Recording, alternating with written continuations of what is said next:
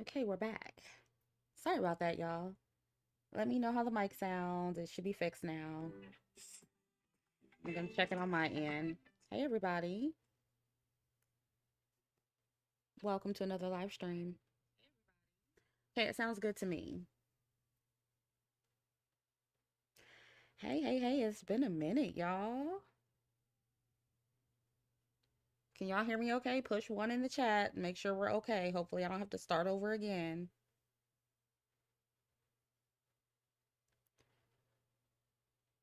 Hello, hello. Audio's good? Okay, perfect, perfect. Okay, now the feedback is coming in. Okay, the audio sounds good on my end, but if the audio is low, put 2 in the chat. But welcome to another live stream. I missed you guys so much. I've been really busy with life and work outside of YouTube, so I haven't been able to make videos. I feel like I was on a roll last week and then boom, had so much work to do. Um, but I have some time now and I decided to to kind of come back with a laid back live stream and just chat about some of the stuff I've been seeing online and also talk about whatever else y'all want to talk about and then kind of after this continue like where I left off last week basically. And also touch on whatever else comes up. But and I also have some member and patron content to edit for Neptunians. So I have not forgotten about you guys. I have just been super busy. So please just bear with me. And as always, if you enjoy my content, don't forget to like this video, share, and subscribe. Okay, I'll turn up the mic a little bit. Some of you guys say that you can't hear that well. Let me turn it up. Okay, I turned it up a little bit. I don't want to be too close to the mic because then I'm going to sound muffled. But I did turn it up a little bit. Yes, yes, yes. Oh, and before we go any further, I saw you guys bring up Olandria, and you guys already knew.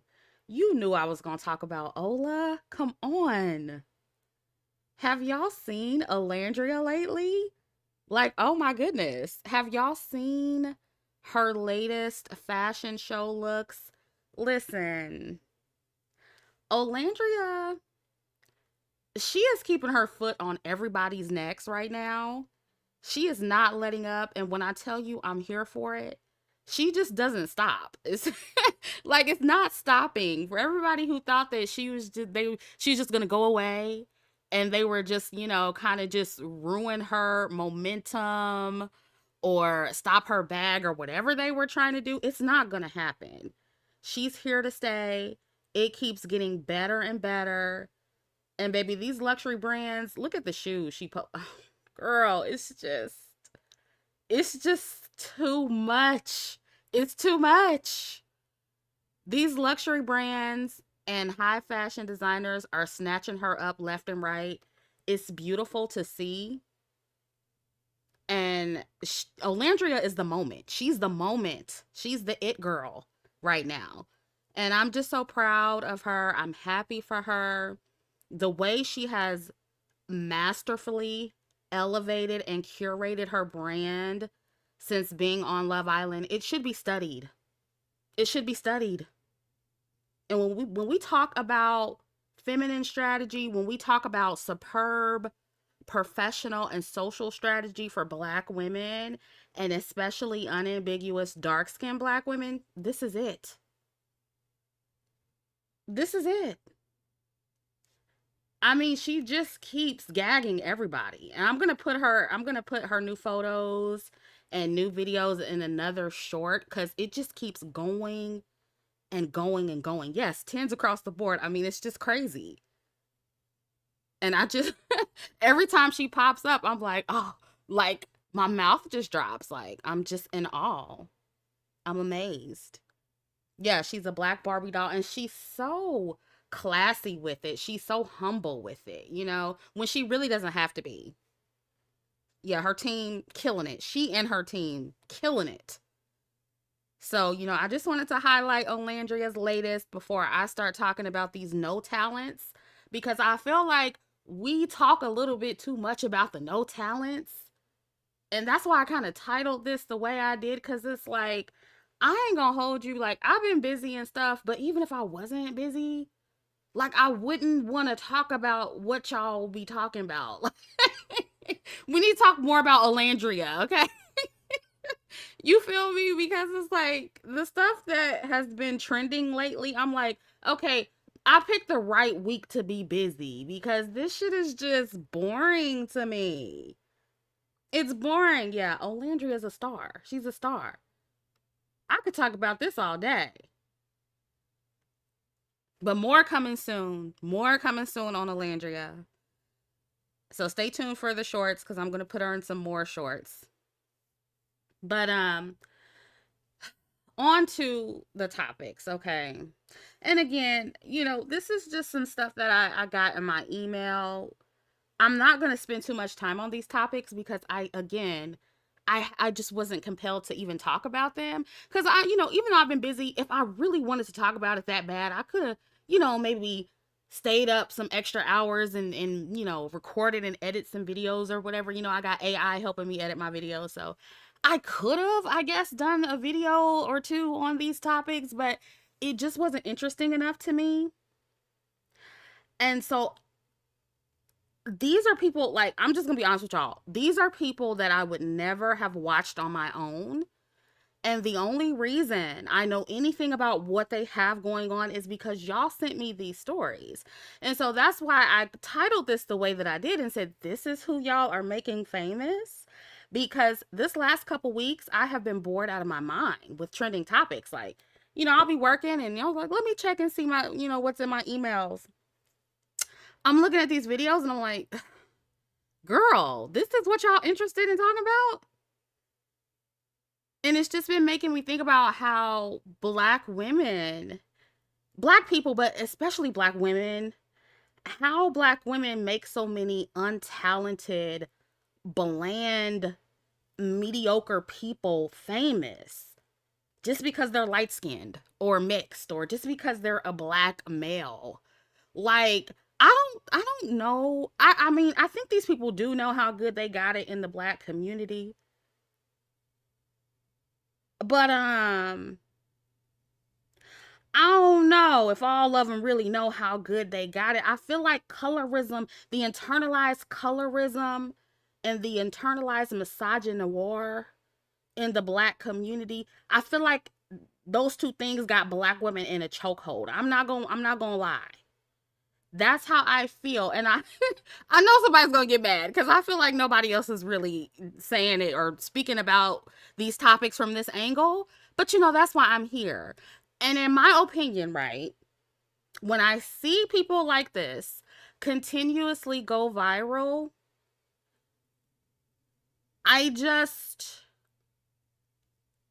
it makes me feel like this is where the internalized colorism shows up within Black women and the internalized misogynoir. Because why do y'all watch these people other than for the reasons that they're light skinned, mixed, and Black and male? Or I really want to know, like, because when I watch these videos, like when y'all was telling me, oh, I can't wait to hear your opinion on Desmond and Kristy, I didn't even know who they were, and I'm not lying. After I watched a couple clips, I was like, oh, I think I've seen one or two of their clips pop up on my timeline. And I just kind of scroll right past because I never got into them. My algorithm knew not to feed me any more of their videos because I'm sorry, maybe I didn't see enough. But Desmond and Kristy did not appear to be talented at all to me. I don't know how they got as famous as they are. I'm just keeping it all the way real. Those videos were not good. The skits, not funny at all. I'm so sorry. And I was thinking, I'm like, dang, Black women are really out here making these mediocre light-skinned people famous. This mediocre light-skinned talent, mediocre Black male talent famous. It's one thing if they're talented, like Beyonce or somebody. That's a talented light skin, right? I 100% understand how black women made Beyonce famous. I love Beyonce. She actually has talent, right? And so I'm like, okay, I can understand when the talented light skins become famous, but none of these people are interesting to me. Maybe I'm just old. I don't know. Maybe I'm just old and I've aged out of certain entertainment. I don't know. I will acknowledge that I'm old, okay? I'm a millennial. I'm considered old now. So maybe that's why. I don't know. But I saw, Desmond Kristy was not interested at all. Y'all try to make me sit through this podcast with the game and Evelyn, and we'll talk about that first because I think that's the newest topic, right? That's the most trending right now at this very moment. Y'all, again, I couldn't sit through it. I'm so sorry. The cringe level of this interview was on 1,000. And it's on Evelyn Lozada and her daughter Shaniece. It's on her podcast. It's on YouTube. Feel free to go watch it yourself. This will not be a breakdown of the whole interview because I just could not sit through it. It was just too much bird-brained airheadedness going on for me. But what I gathered from the few clips that I watched, pretty much on TikTok, was that Shaniece is just as much of a bird brain as her mama Evelyn. Okay. And Evelyn, unfortunately, passed her bird brain down to her daughter. That's pretty much what I got from it. I mean, it was kind of like, it was so cringe watching it. I was like almost embarrassed for Shaniece and for Evelyn because that's how stupid they sounded. I was like, damn. And I hope black women ain't claiming them because they ain't black. So this ain't even really black women's issue. This ain't our representation. This ain't got nothing to do with us. Okay. Thank God. Thank God. Okay. We got enough poor representation. We don't need any more. And I feel like I hope y'all not claiming them. Okay. I hope y'all not claiming them. Okay. But the main clip I kept seeing was the one where she was like, Shaniece was like, oh, you're a felon? I'm like, girl, you had a whole baby with this nigga and you didn't know he was a felon? And didn't he essay somebody? Like, that's what the streets are saying. So you didn't even know that this man essayed somebody and you had a baby with him? Girl, woo. I just can't. Yeah, I had some technical difficulties, y'all. I'm sorry. I had to start the live over and everything. But yeah, what other clip did I see? Again, I didn't watch the whole thing, but apparently in the interview they addressed the accusations that Shaniece is a gold digger. And I did see a clip where he said something about how a woman could never be a gold digger with him. Basically because he only gives the bare minimum to a woman financially. And he was like, well, if she's nice, I'll give her a little bit extra, but I'm only giving her enough to take care of my child. And he could have been capping, so he didn't look like a quote unquote simp, because you know how a lot of black men are about that. But, when you think about black men's track record of being cheap and stingy with their money, regardless of whatever tax bracket they're in, he's probably telling the truth. He probably only gives the bare minimum financially. And that's it. And this just goes to show that these preferences, all they're getting out of these men is single motherhood, not a lot of money. Regardless of how much the man makes, they're not getting a lot of money from these men. All they're getting is single motherhood, struggle, a perceived lower marketplace value. That's what they're getting. And this is why Shaniece should have never had this man's baby. And that's why, he'll always be able to leverage that over her. Because in the interview, he mentioned that something about, I forget the words verbatim. Again, I just didn't pay too much attention to this. But I do remember when he said something like, women or men see baddies like Shaniece and they think to themselves how they would get them pregnant or have a baby with them or something, basically so they can have mixed race children. Basically, that's what he was saying. And And so, all that stuff they talk about how black women and specifically dark skinned women be getting with white men to have biracial children and to have mixed race babies. Listen, black men and their preferences do that more than anybody.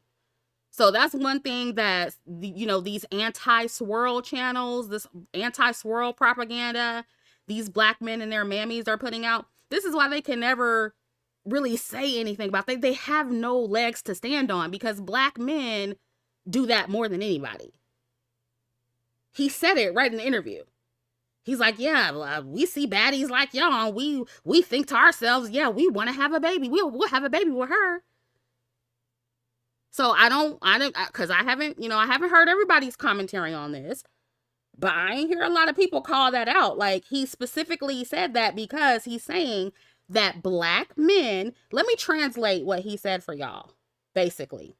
What he said was black men choose to impregnate mixed race women so they can have exotical babies. That's pretty much what he was saying. Okay? Yeah, and they literally say that all the time. Exactly, they do. So, all that shit they be talking about how dark-skinned women and black women are getting with white men to have biracial babies, girl, compared to the amount of black men who do that, it's a fraction of black women who intentionally date non-black men to have mixed race babies. So if they were really concerned about that, if they were truly concerned about, self-hating black people producing mixed race children or getting with non-black people to produce mixed race children, they would be talking more about the black men who go out of their way to impregnate mixed race women to make mixed race babies, or to impregnate non-black women to make mixed race babies.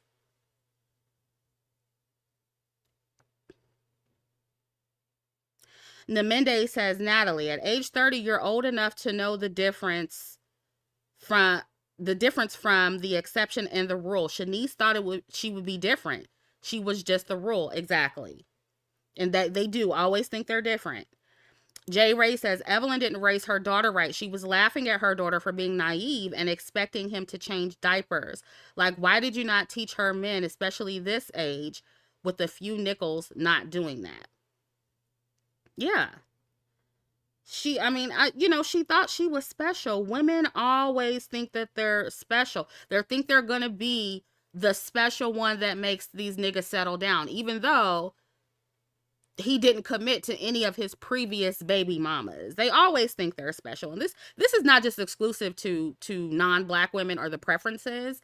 I mean, black women think this way too, but especially the preferences, because black men, they gas their heads up. So, they think, oh, well, I'm going to be special. I'm going to be different from the first baby mama, the black baby mama. I'm going to be different from her because I look better.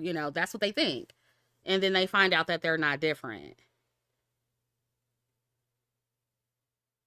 But, I think that part really stood out when he said that, black men, and pretty much that's what he's saying, even though, he didn't say it like that, but that's what he was saying, that black men intentionally impregnate their preferences to have mixed race children. And, they know what they're doing when they get women like that pregnant. They want to intentionally lower their perceived dating market value. And so, I feel like, again, this is not black women's business, but if you are a swirler and you're a black woman and you have a mixed race daughter, this is the type of stuff you need to tell her. You need to tell her, as a black woman, you need to tell her, these are the kind of men you need to avoid. Because you don't want your mixed race daughters to be getting caught up in that preference stuff. They're talking about what do they call it on YouTube? The preference to baby mama pipeline. Yeah. If you plan on having mixed race daughters or mixed race children, you might have a daughter. And so you need to really sit her down when she gets of age and warn her about black men like this. And you need to be real about it. Not on no self-hating shit. People always try to make it seem like, oh, the black women swirlers are so self-hating. No, you need to be real with your daughters. Like, these men are going to fetishize you and they're going to try to intentionally get you pregnant. They're not shit. You need to like really sit them down and tell them, and not just, if you have black girls too, but I'm just saying, specifically, if you're going to have mixed race children, because those little girls are going to be the ones that black men target the most. So I'm just saying, you need to sit down and have the conversation with them.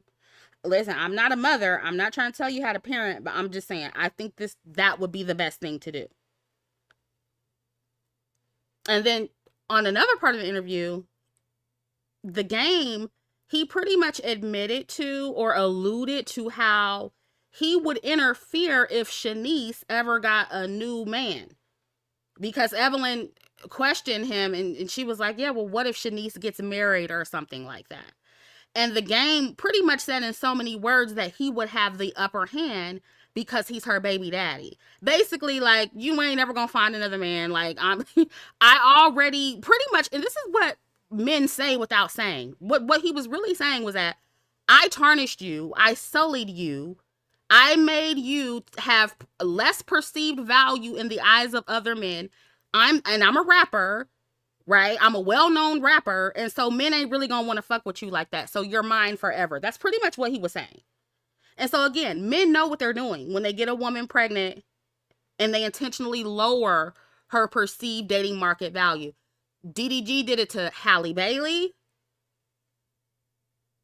And black men just in general are doing this to women, and especially black women, every single day. Not just the high earning black men or the highly visible black men. Like, this is just what a lot of black men do to women.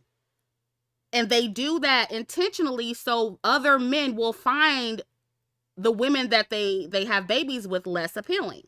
And so the game absolutely did that on purpose. And Shaniece, at her big age of 32, I think she's 32 or 33 years old, she allowed it to happen. But that's because her mama, Evelyn, is a bird brain. She's so beautiful. She could have done so much better, and he's not on her level. No, he is on her level because she's an airhead like her mama. And this is something I had to understand too. Pretty is not enough, ladies. Okay? The brains have to be there with the beauty to make smart decisions. Okay? And unfortunately, Shaniece, she does not have the intellect to be with better than what she got. Okay? She wasn't smart enough to be the kind of gold digger that y'all wanted her to be, because let's be honest, that's what a lot of y'all are saying. Without saying it, that's what you're saying. You're like, wow, look at her. She could have done so much better. She could have, gotten some type of billionaire or somebody, to spend money on her. Like, she was better than a baby mama's rapper. Okay, but maybe she's not, though. And the same goes for Evelyn. And this applies to some pretty black women too, not just non-black women. And I had to learn that about some of them too. Some of them just don't have the intellectual capacity to get and keep what their beauty is capable of attracting. Okay? And I don't think y'all understand that, some of y'all. Because I'm telling you, when you hear Shaniece talk and when you hear Evelyn talk, nothing is there. Like, it's like air. The airheadedness. Like, that's all I saw when I was watching these clips. I just could not sit through the interview. I was like, I can't do this. You can just tell they're empty up there. And it's like, oh, then you start to understand. That's how. Uh-oh, y'all saying I'm going in and out? Hold on, let me see.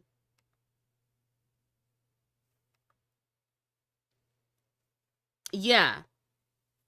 Yeah, Miss Phelps says lights are on and nobody's home. Y'all are saying I'm going in and out. Am I still going in and out? What's the last thing you guys heard? Y'all said it did it for 2 seconds and went back to normal. Okay. Yeah, I still gotta go look for a new computer. Like, I haven't done that yet either. It's probably my computer. But yeah, how long was it going in and out? I'm curious. How long has it been doing that? You guys gotta let me know when it does that. Yeah, so this interview was just so awkward to me. It was just so awkward. It was uncomfortable. You could tell that Shaniece and Evelyn just are not very intelligent women at all. Um, and that is why they ended up with the kind of men that they got.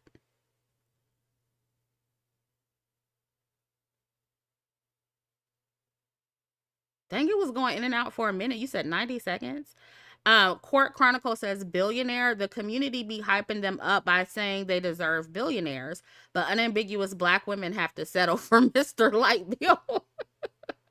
Right. And they just do that based solely on what these women look like and their level of attractiveness or their perceived attractiveness. And it's like, yeah, I know y'all think that pretty is the only thing that matters, but it doesn't. You got to have the brains to go with it to go far. And is it me, or was the game and Evelyn flirting on the podcast too? It just, that's another reason why it felt kind of awkward. I felt like Evelyn and the game were like flirting more than he was with his baby mama. Like, it was just, everything about this interview was bad. The whole thing was bad. I mean, even look at this picture. He's leaning towards Evelyn. It's like, I feel like him and Shaniece are disconnected. I don't know. That's the feeling I was getting. Yep. And Christina says they're close in age. And that's why. Like, he really should have been dating Evelyn. But he, wanted somebody younger. Just, it's too much, child. The locker says the problem is she's neurodivergent. Oh, I didn't think of that. You might be right. You might be right. She says you could tell when she was struggling to understand Game's position and was trying not to cry. Also on show, she doesn't talk much. Not surprising. She got trapped. I didn't think about her being neurodivergent, but now that you say that, I see it a little bit. I'm not trying to diagnose her because you just never know, but that would actually make sense. So her being neurodivergent, possibly on top of her mama just being a bird brain, and it doesn't seem like she got the guidance from her mama either. It just seems like it's a cycle.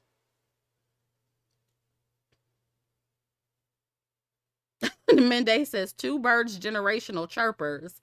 Child, it was a mess. From what I saw that interview, and I didn't see that much of it, and it was just a mess.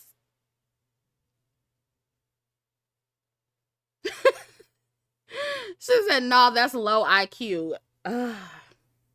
Miss Pure Genius. I think it's probably a mixture of things. Low IQ, no, matriarchal guidance, neurodivergence. It's probably all those things mixed into one.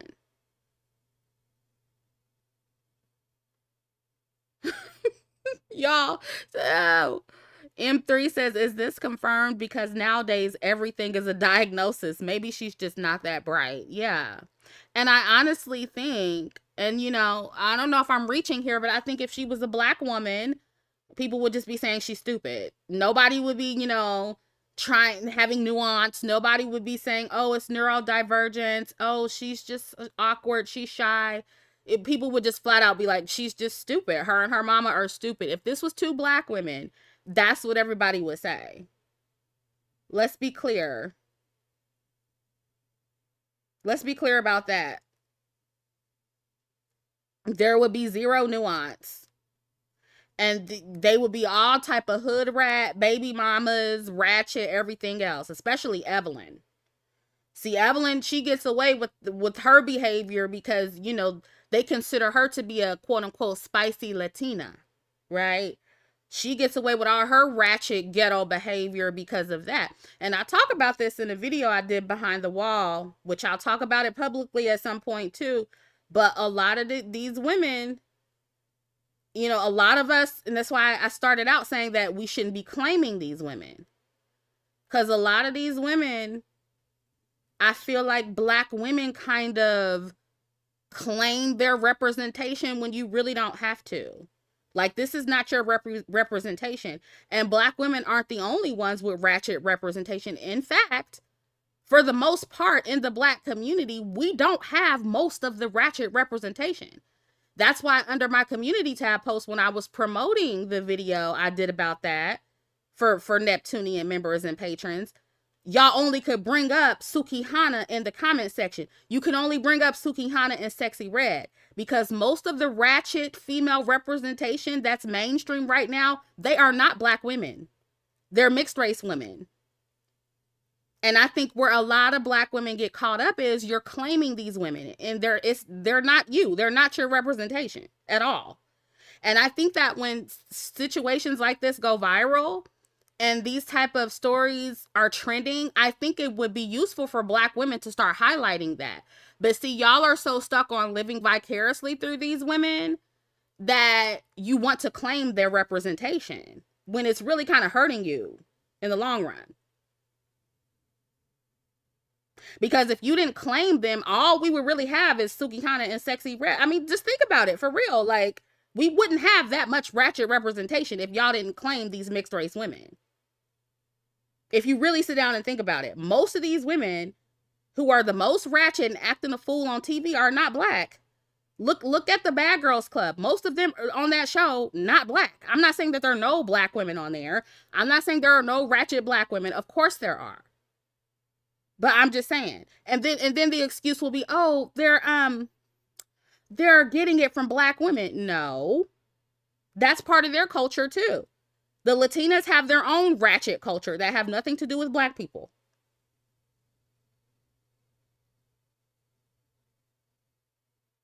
So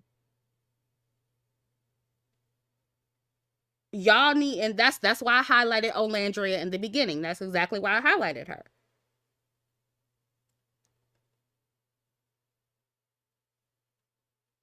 And so y'all need to stop claiming these women. This don't have nothing to do with you. I know there were Black men. I know Black men love them, but in all actuality, it don't have shit to do with Black women. To be honest.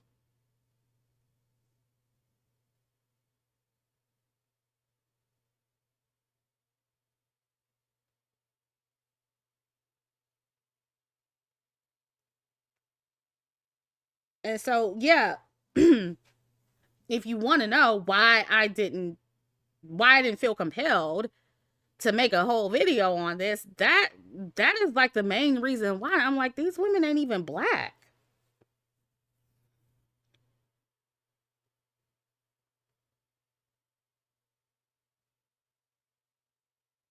Girl, what does her having what does her going to college have to do with anything? Like, if she ratchet, she ratchet. If she engaging in ratchet behavior and, engaging in baby mama culture, what does her going to college have anything to do with anything? Again, if this was a Black woman, would that matter?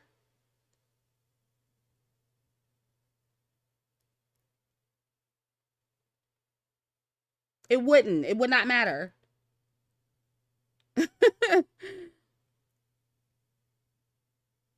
Auction guy, is that you, Steven? So they're Black by proxy. Mm-hmm.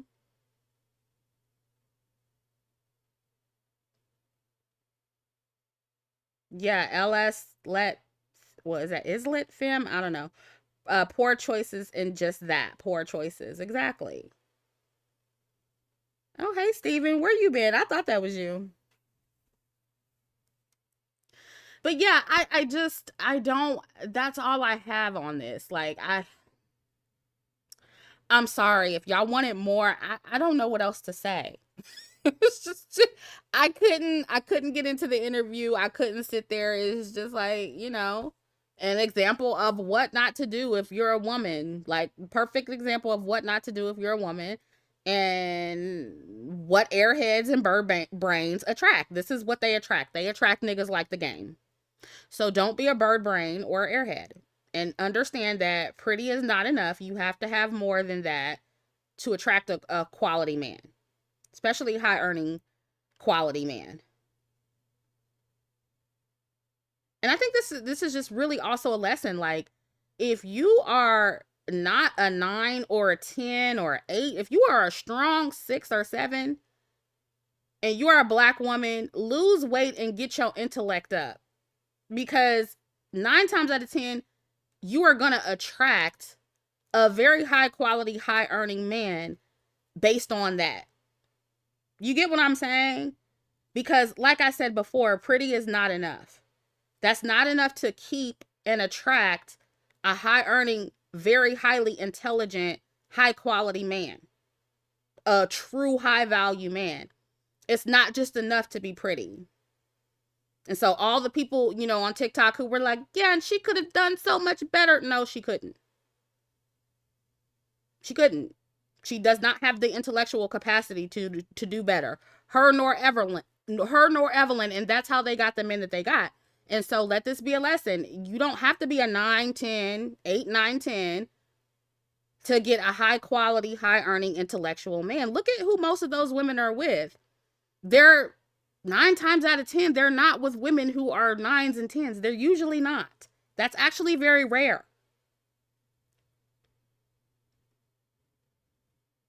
And so for anybody telling you, you know, what you can't get because you not that girl, listen, lose weight, go to school, network, you'll be fine. I promise you, you will be fine. You will be fine. And you're going to attract niggas who are way better than the game. Way better.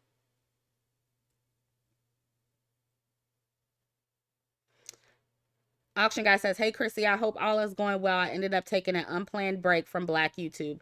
Unexpected came back around July, August of last year. Okay, well, I hope you enjoyed your break. And are you making content again? Because if so, I look forward to your content. But yeah, so that's all I had to say about this. What do we have next? Okay, this is another, like, again, like I said earlier, some of y'all wanted me to comment on this, and I was just like, what exactly do you want me to say? Because, again, I didn't know who these people were. I didn't know who a Desmond and a Kristy was. I looked at some of their content, and I was just thoroughly unimpressed. None of it was funny to me at all. I was just really surprised that they were as famous as they were. I had no idea who they were. Who was their audience? I'm curious to know who's their audience. Is it, well, I mean, it has to be black women, right? Because most of the girls on TikTok that I saw commenting on this were black women. And I was like, oh, and y'all, somebody in my comment was like, I can't wait to see what you have to say about their divorce. What do you want me to say? I don't know anything about them. I only know what I heard on TikTok. And all I have to say about this is the part that I found to be a little bit cringy when I heard black women talking about their divorce is I heard black women siding with Desmond and saying how he was not happy because I don't know if you guys don't know this story, but apparently they're getting divorced. Desmond cheated. Recently, he was caught kissing some girl in the club, whatever. And yeah, I saw a lot of black women like saying that Kristy was, annoying and he really didn't like her and she was emasculating him or something like that, like siding with him. And I'm like, I have to take it here because I haven't really heard anybody talk about it from this perspective. But like, has anybody, okay, has Desmond ever been with an unambiguous black woman? Has he ever been with an unambiguous black woman?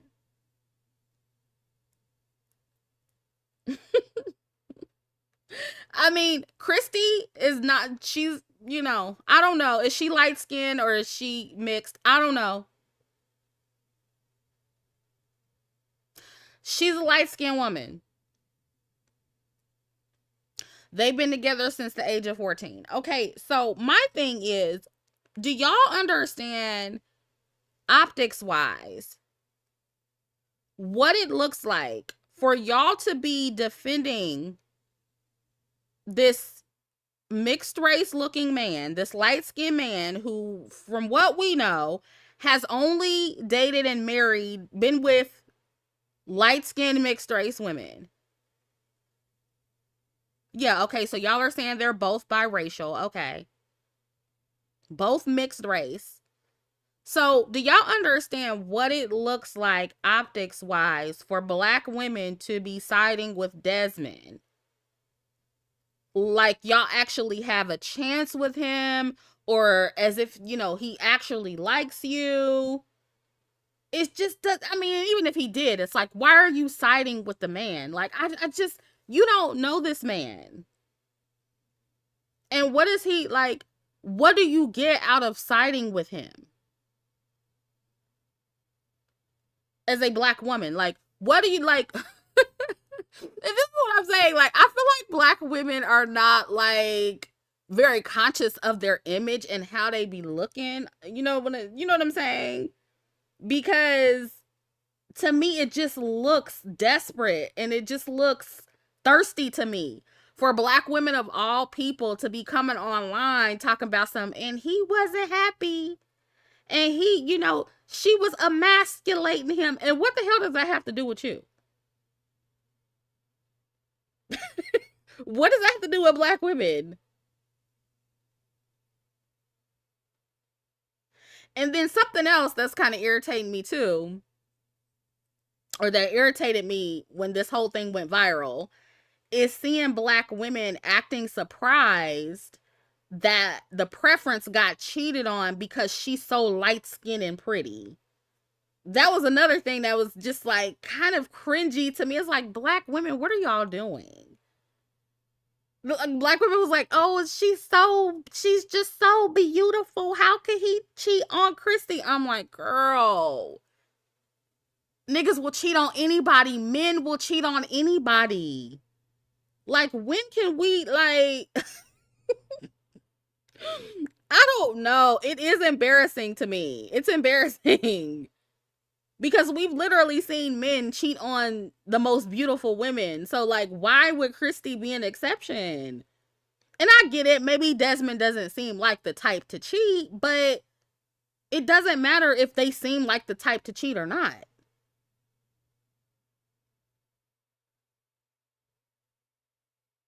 Yeah, Novlera says Beyonce got cheated on too. Like, gorgeous women get cheated. Like, all women get cheated on. Y'all.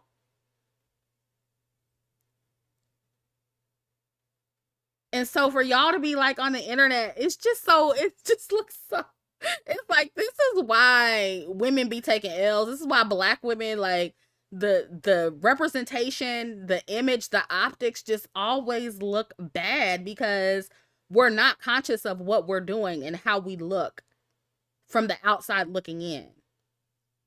Like, that's literally pretty much what y'all were saying was, oh, she's too pretty to be cheated on. And then on the other side, you have women saying, oh, Desmond was just tired of her and she was emasculating him and that's why he cheated. No, women or men cheat on women. Okay, I'm not saying that emasculation can't be an issue and can't, influence men to cheat. I'm not saying that a woman's actions can't, make a man unhappy and maybe, influence him to cheat or whatever. Like, I'm not saying that can never happen, but we have seen men cheat on the most faithful, the most serving, the most domestic, the most feminine, soft, submissive women, y'all. Like, it doesn't matter. Men will cheat on anything.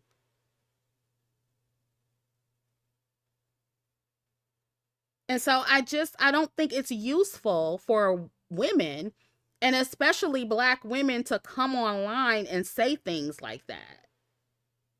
And, you know, for y'all to be so against the misogyny and so against the patriarchy and everything else y'all say online, why do y'all come online and say things like that? Like,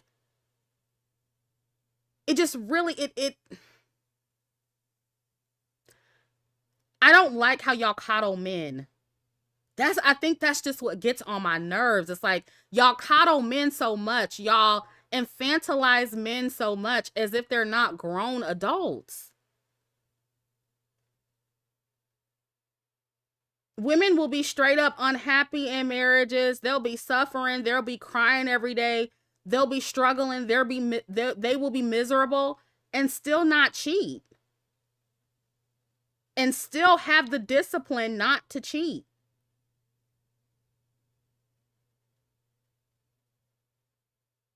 Court Chronicle says they are famous for being light-skinned. If Kristy were dark-skinned, she would be ridiculed for being unhinged.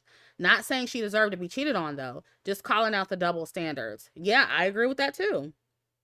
Yeah, because I was watching some of those videos and I was like, what is she doing? Like, I was like, maybe I'm too old, but this is not funny to me at all. Like, nothing about the videos that I saw anyway were funny at all. And so I agree with you, Court, when you say they are famous for being light skinned, because I could not find the comedy in the skits at all. Like, and I'm not being funny. Like, I will give props where they're due, and I'll be like, oh, they were funny. I can see why they were famous. With them, I don't see it at all. Maybe I just didn't see enough clips. Maybe I'm just not familiar enough with their content. But from what I saw, it was not giving funny at all. The Locker says people knew of them through TikTok couple and Desmond through food and cooking. People took sides since they were together since 14, married at 22. He's tired of the jackass level pranks 24/7, so he cheated. Girl.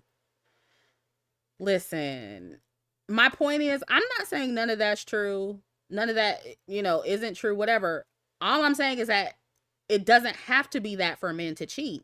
And that's what I think women need to understand. Men will be getting everything they want from a woman and still cheat because they want something different. And I don't think that y'all understand men that well. If you think that, they have to have, all these grandiose reasons to cheat. They don't. They can just want some new pussy, and that's why they cheat. So I don't want Black women, especially, to be in denial about this. Like, you can be the perfect woman and still get cheated on. That's my whole point here. And again, I don't think it's useful for Black women to be coming on the internet talking about two light-skinned people that you've never seen with a dark-skinned person. You've never seen them fuck with dark-skinned people. At least I haven't. And for you to be getting online talking about and she's too pretty to be cheated on, or get online and defend him as if he would ever choose you or ever pick you. It's just weird. I mean, this man literally got caught kissing a white woman. No, I'm sorry. Was she mixed? Another mixed race woman in the club, and you got fully unambiguous Black women online defending him. Oh, he looks so happy and he looks so much more at peace. And y'all following him on his new journey. Like, oh my God. Ugh. It goes back to what I said earlier about the internalized colorism. Like, it's some serious internalized colorism going on with Black women. And that is how y'all make these people famous. That's how.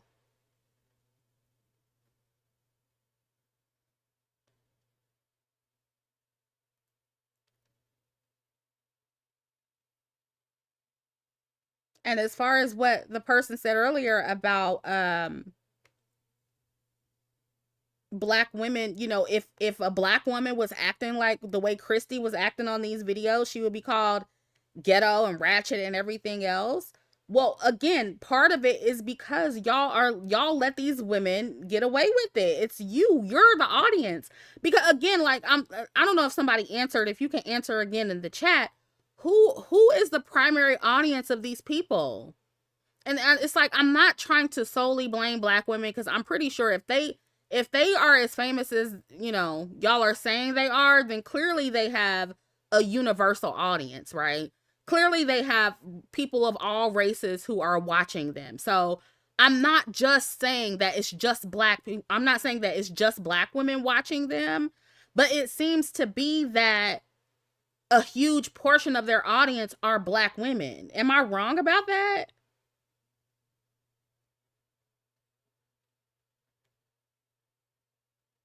Okay, Sandra says mostly women, but of all races. Okay. Because I would feel a little bit better if it's not mostly Black women who watch them. That's all I'm saying. Because I feel like at some point, if we're making these observations, right, and we're looking at couples like Desmond and Kristy, and we're saying, wow, if it were a Black woman, especially a dark-skinned Black woman who acted like she did on videos and in skits, she would not be as popular. Everybody would be calling her ghetto. Then why are we watching her then? Why are we watching? Why are you watching? Because I didn't watch. Like, why are you watching? If you know that, like, at some point it's going to be up to us to stop giving these people viewership. And that's another reason why I titled this live stream the way that I did.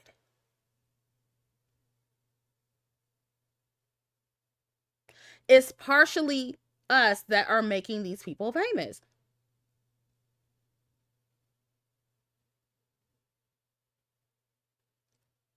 The Locker says, also remember, Chrissy, one of your longtime hetero male supporters, aka Anthony, I haven't been in stream since I had family and work responsibilities. Okay. Oh, hey, Beulah. I didn't see you. Hey, girl.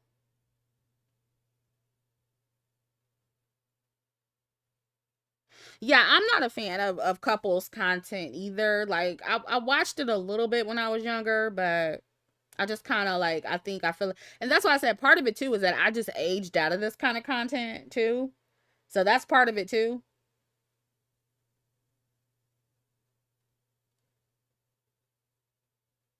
Whitney says, I think people hyped up Desmond and Kristy because they are attractive people, not because they're funny. Yeah, I think that's part of it too.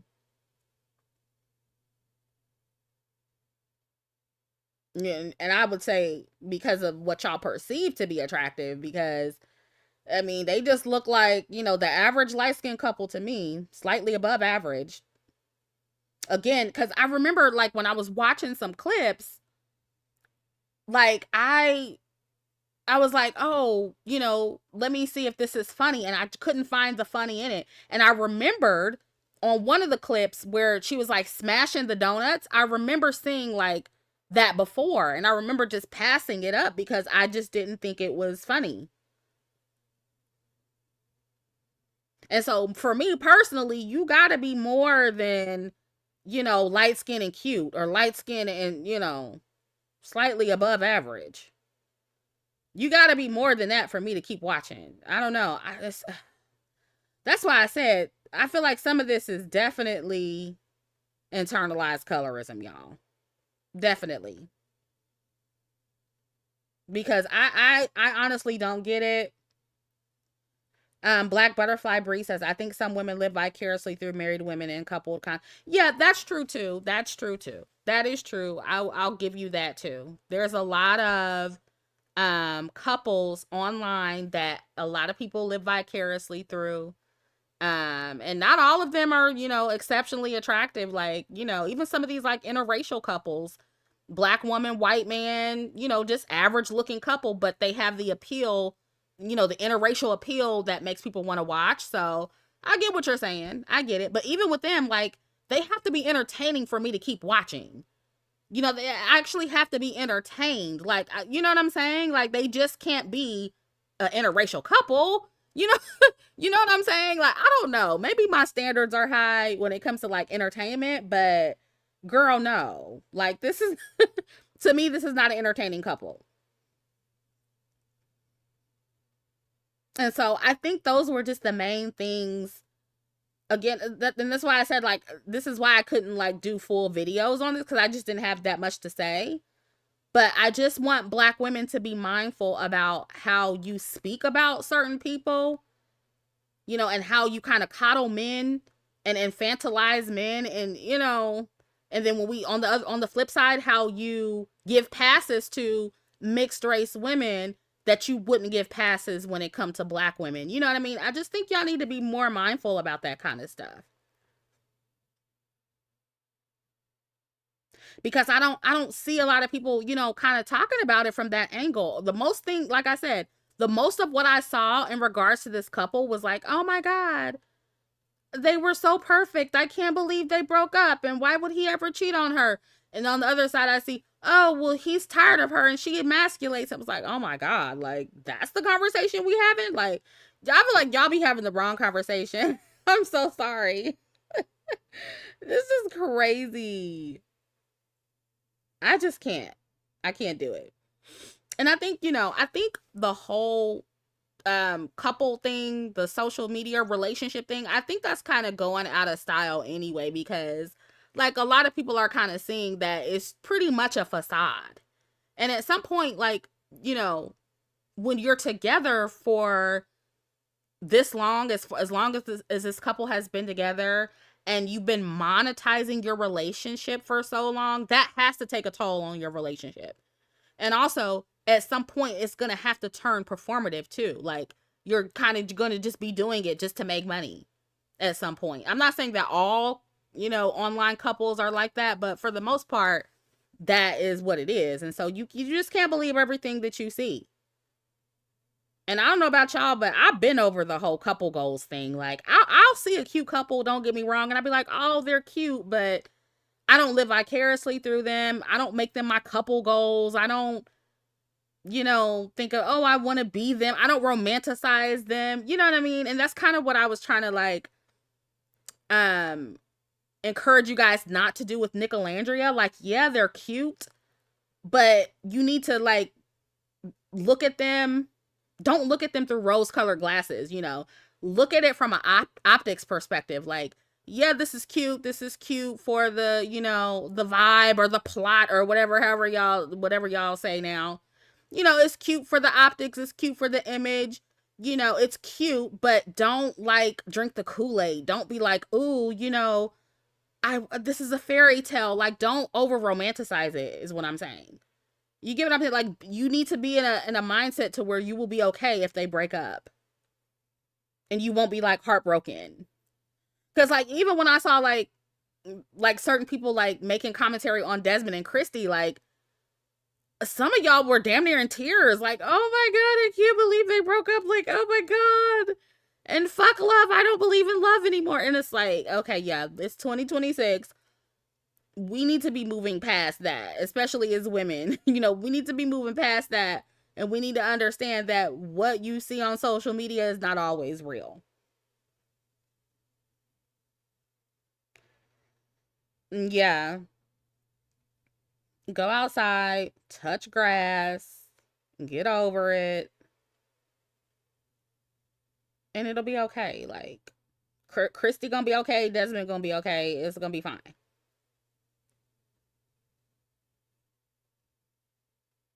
Yeah, I agree, DeLocker. You like, stop deifying these couples. Absolutely. And stop living vicariously through them. Oh yeah, I've been over the pranks. I swear, like, I was kind of got into that a little bit when I was younger, but I've been over that. Like the pranks, you can tell most of them now are scripted. Like, they don't even look real anymore. So, and all the skits, like all the, I don't know if y'all remember recently. Well, not recently. This was probably like, I don't know, a couple months ago, where that black woman went viral for driving, like, I think she said 3 hours to meet this white guy who was racist, like talking crazy to her online. I think that was a skit, y'all. That's why I didn't talk about it. I think that was a skit. I could be totally wrong. I think that was fake. And so, like, that's another thing y'all gotta understand. Like, some of this stuff they're doing is rage baiting. They're intentionally like doing these skits to like go viral. Yeah, and I never got around to talking about that. But like, yeah, she like said the wrong name in the skit and everything. Like, she called him John or something like that. And that's kind of what like made my spidey senses go off. I'm like, this is not real. Like, I think this I don't know. I could be totally wrong. I don't know. But yeah, just don't believe everything you see on social media, y'all.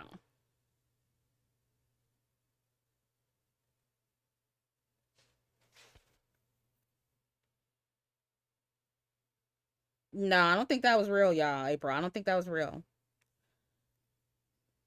Now, we what we have next is Ezee. Now, I normally don't get into the, I knew who Ezee was, and I will say one of her skits kind of made me chuckle.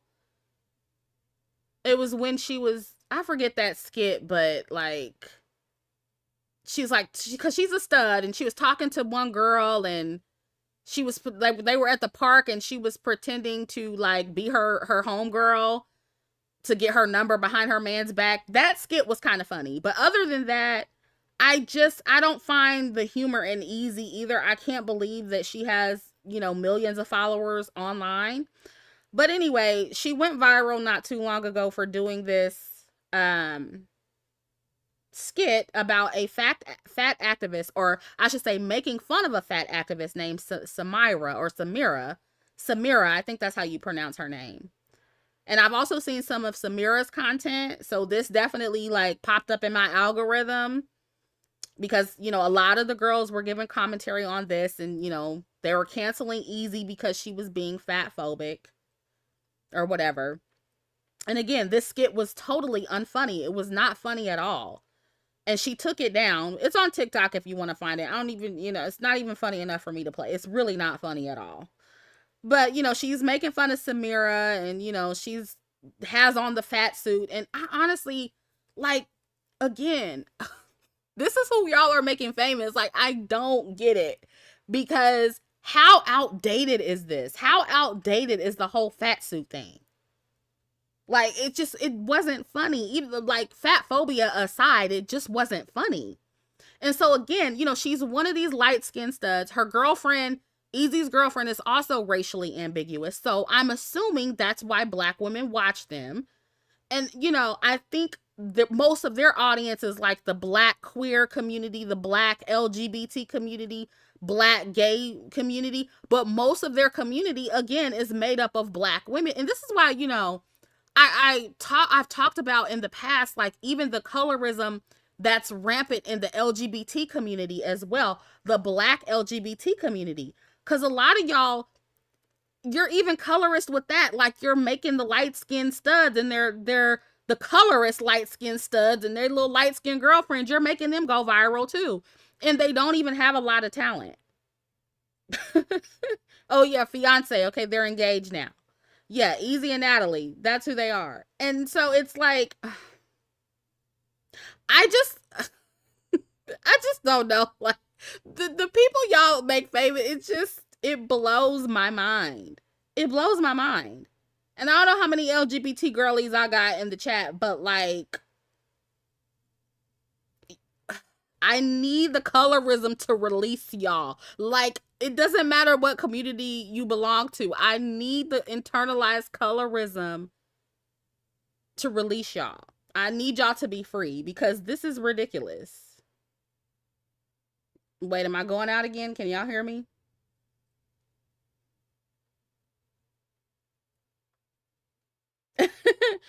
And, as far as, Ezee making fun of Samyra, or Samyra, how do you say her name? Y'all correct me in the chat. Y'all know I'm bad with names, but I am not a fat activist, okay? I personally hated being fat, which is why I lost weight. I continue to make sure I keep it tight. I keep the weight off. When I fall off the wagon, I get my big ass right back on the wagon. And I'm cutting right now because summer is right around the corner, okay? So I'm the last person to talk about fat phobia and being a fat activist. Definitely not that. And I'll never encourage black women to be fat or stay fat because of the health risks that come with being fat. However, Ezee skit, was mean. And again, it was not even funny. It wasn't funny. And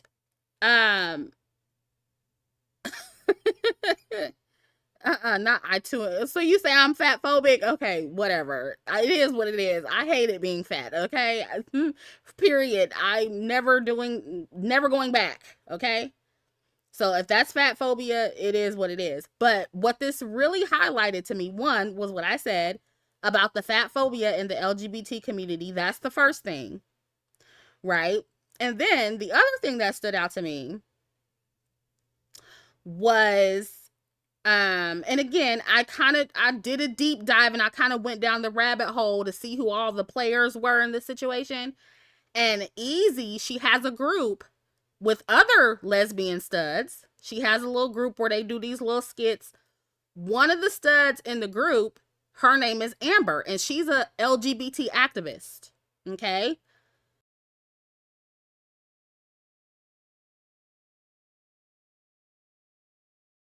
Up in the comment section, under this skit, keying it up, honey, she laughing it up. And so, girl, the girls was on TikTok going off on her too. And girl, apparently Amber has been wearing these faux locks all her life. And so they was dragging her about her faux locks too, girl. And that's a whole nother conversation, but girl, it was just a mess. Yeah, Amber she looks mixed. She looks like she's tall, she's a stud, she's mixed. I think she's mixed. Okay. But she's an activist, right? And I've definitely seen her before, because again, when you're in the algorithm and you watch all this political stuff like race politics and stuff, you see people pop up. So I've definitely seen Amber talking about Trump and being anti-Trump and very liberal, mixed race lesbian woman. She's an activist. It's in her bio. She's an activist. And she was under there kikiing it up under this fat skit. So they was dragging her. But seeing her laughing in Ezee's comments, it reminds me that people's activism only goes as far as they are personally affected. Okay? And that's why I am unapologetic about being pro unambiguous dark-skinned black women first, because I be trying to tell y'all that most of these LGBT people, girl, they don't give a fuck about nothing else but LGBT rights. That's pretty much it. If they're not affected by any of the other isms, if they're not affected by colorism, if they're not affected by fat phobia, whatever, they don't give a shit about that. And that's why she was in the comments laughing. Yeah, especially trans women. And so a lot of people, like, they get mad at me because they're like, oh, all of our struggles are connected. And, they start talking about all the intersections and how, all oppressive systems, fall under the same umbrella. That may be true. I'm not arguing with that, right? I get it. I get what you guys are saying, that we're all connected in the struggle. It's all oppressive, right? It's all under the same, it falls under the same category. I totally get it. However, what I'm trying to tell you is that people for the most part, I'm not saying they only care about themselves, but for the most part, they do. All the other shit, if it doesn't affect them, they don't give a shit. People are selfish.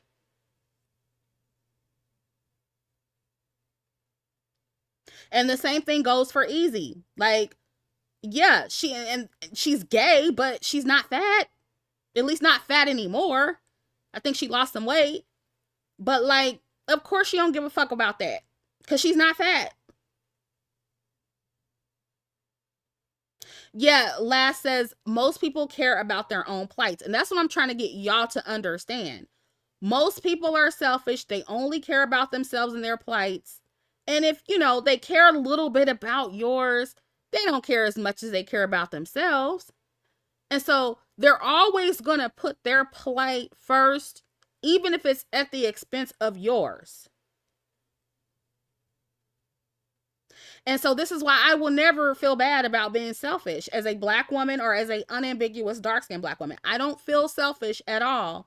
And I will never feel bad about putting my plight first, because that's what everybody else does. And they're never going to stop. I don't care how pro-black they appear. I don't care how, how much they talk about activism and destroying all oppressive systems, girl. If the ism or the phobia doesn't affect them personally, they really don't give a fuck like that. They don't. And that's kind of what this situation taught me. Or not taught me, because I already knew, but it reminded me.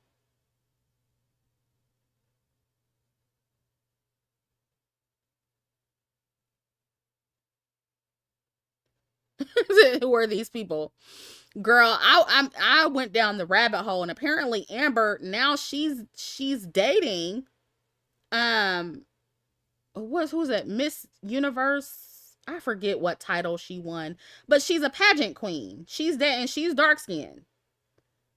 So, she probably, will probably get serious about colorism now that she is dating a dark skinned black woman.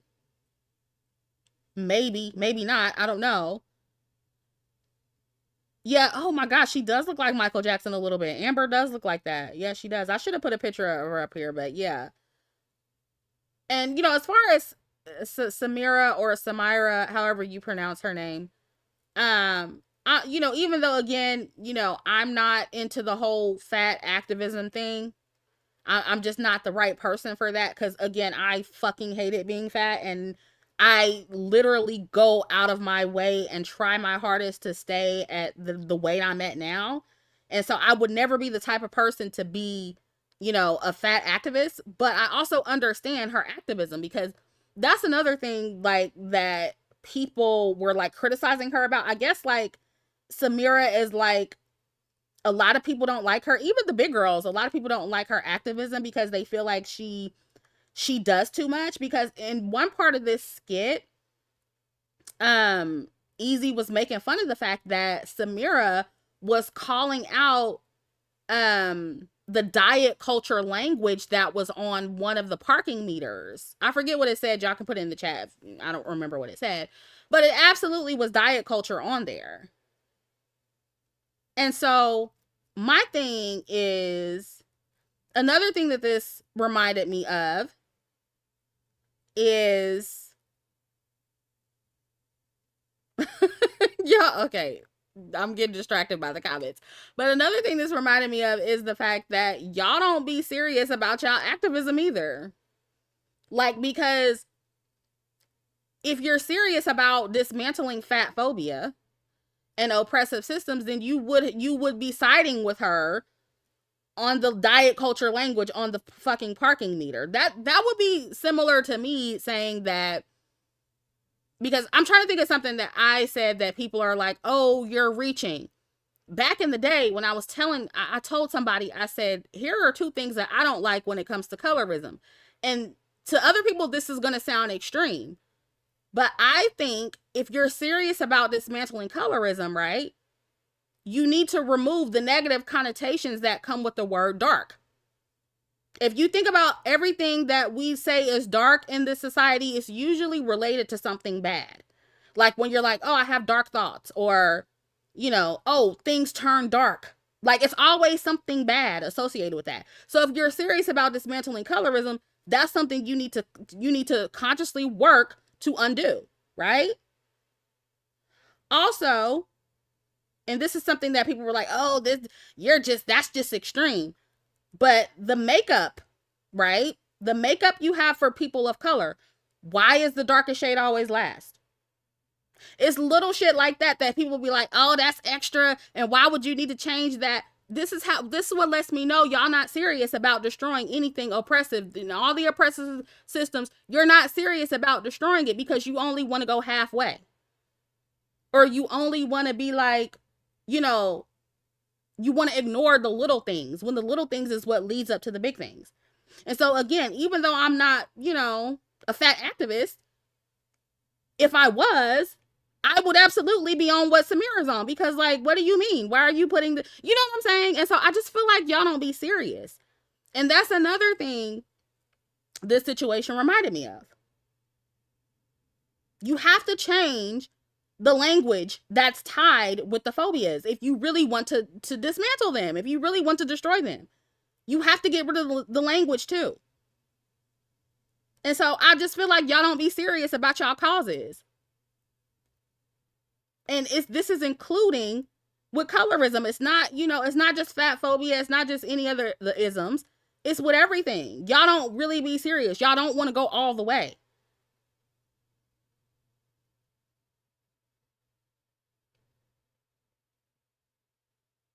And this is why you will never hear me say that I want to destroy certain things, because if I'm not willing to go all the way, then I'm not serious. You will never hear me be like, oh, I hate everything about patriarchy, because I don't. Is that problematic for me to say as a woman? Probably. But yeah, listen, I like chivalry. Okay? I like provider men. I like men who are protective. I like all of those things. And so I'm not going to sit up here and lie and be like, we need to destroy all oppressive systems and we need to destroy the hierarchy. Y'all not serious. If you were serious about destroying hierarchy, then you wouldn't be positioning yourself over other people if you have a degree. How many of y'all educated girlies are ready to give that up since you want to destroy hierarchy? And so you see what I'm saying? I don't feel like y'all be really serious about your movements. That's all I'm saying. And that's the point.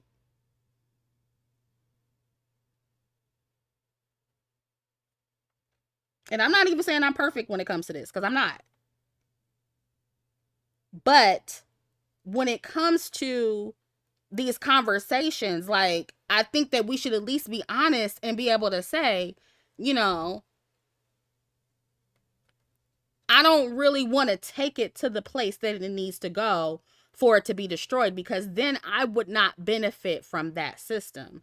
It's like y'all want to halfway kind of destroy the system, or just keep the parts that you like.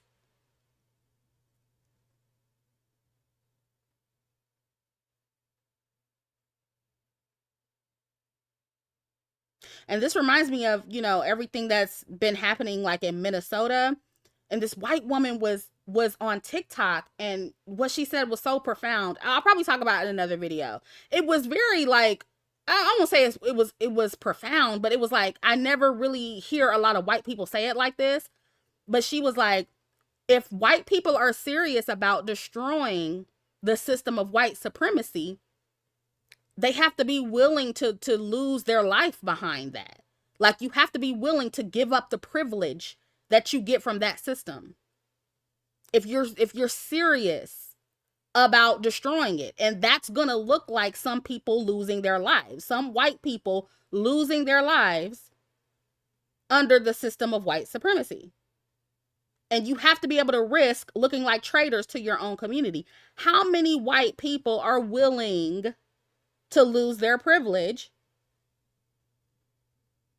when it comes to dismantling the system of white supremacy? Most of them are not really about that life.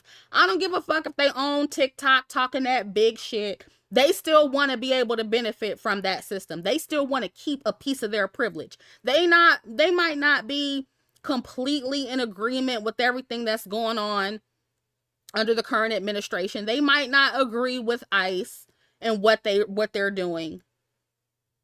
But they still want to keep some of that privilege that they get from the system. They just don't want it to be, and I've said this before, but they just don't want the racism to be super overt. They want it to be quieter. And they want it to, kind of go under the radar a little bit. They don't want it to be as loud. And that's the problem that most of them have with Trump. So, I just say all that to say that most people are just not about that life. They're not. And it extends across every ism and every phobia and every oppressive system. People still want to benefit a little bit from whatever system is giving them privilege. And that's my point here. Fantastical Princess says, yep, even animals with dark colors are less wanted. See, that's what I'm saying.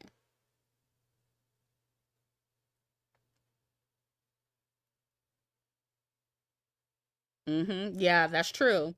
Onigiri says, Chrissy, it has to be white men being about that life. Many did not care about Renee Nicole Good like they do about Alex Pretty. Yeah, I agree with that too.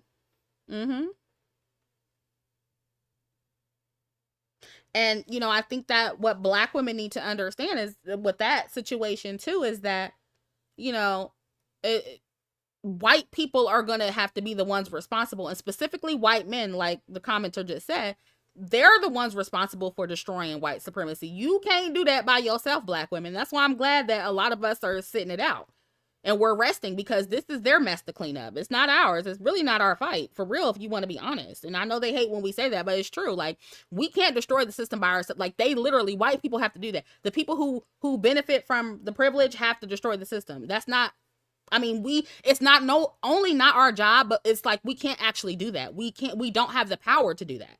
Only the people who create the system have the power to destroy it. And that really comes, that applies to all the isms.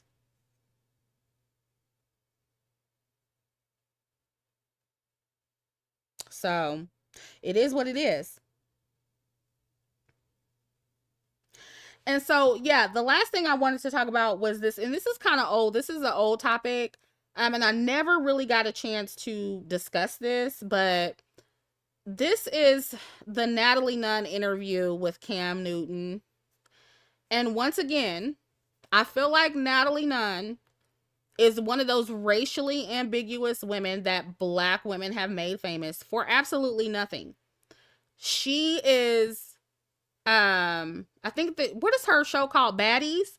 She went from Bad Girls Club to Baddies. And when I tell you, I have not watched a single episode of Bad Girls Club, I have not watched a single episode of Baddies. I've seen clips, and I know all they do for the most part is fight on those shows. That's pretty much all they do, is fight and act a fool, right? And Cam did an interview with Natalie Nunn, and in the entire interview, Natalie was just kind of like deflecting, like he was asking her questions, and he kind of asked her questions about how if he felt that, or if she felt that Baddies and Bad Girls Club was a bad look for women and bad representation for women. And a lot of Black women were online praising Natalie for, I guess, quote unquote, beating Cam Newton at his own game. And he was trying to look down on her, so she flipped the script, and she made him, she brought up the fact that he was a baby daddy, and she brought up the fact that he lost the Super Bowl, whatever. And so a lot of Black women were like, oh, she pulled a Cam Newton on Cam Newton, and he thought he was better than her, and he tried to make her feel less than because she has a show on she has a Bad Girls Club show and she's on Baddies. And I'm like, again, the optics are terrible, because from what I understand, from what I remember, Natalie Nunn is a colorist. That's the first thing, right? She don't even like Black women. She's on record, if I'm not mistaken, she's like an Evelyn Lozada, like calling Black women gorillas and monkeys and all this stuff, like straight up, like just the worst colorist like you can think of. She said the most colorist shit. And so I just found it to be very interesting how I saw Black women praising her on TikTok for quote unquote beating Cam at his own game, when she don't like y'all either. And again, this is where I say Black women need to learn how to sit things out. You need to learn how to stop commenting on things that have nothing to do with you.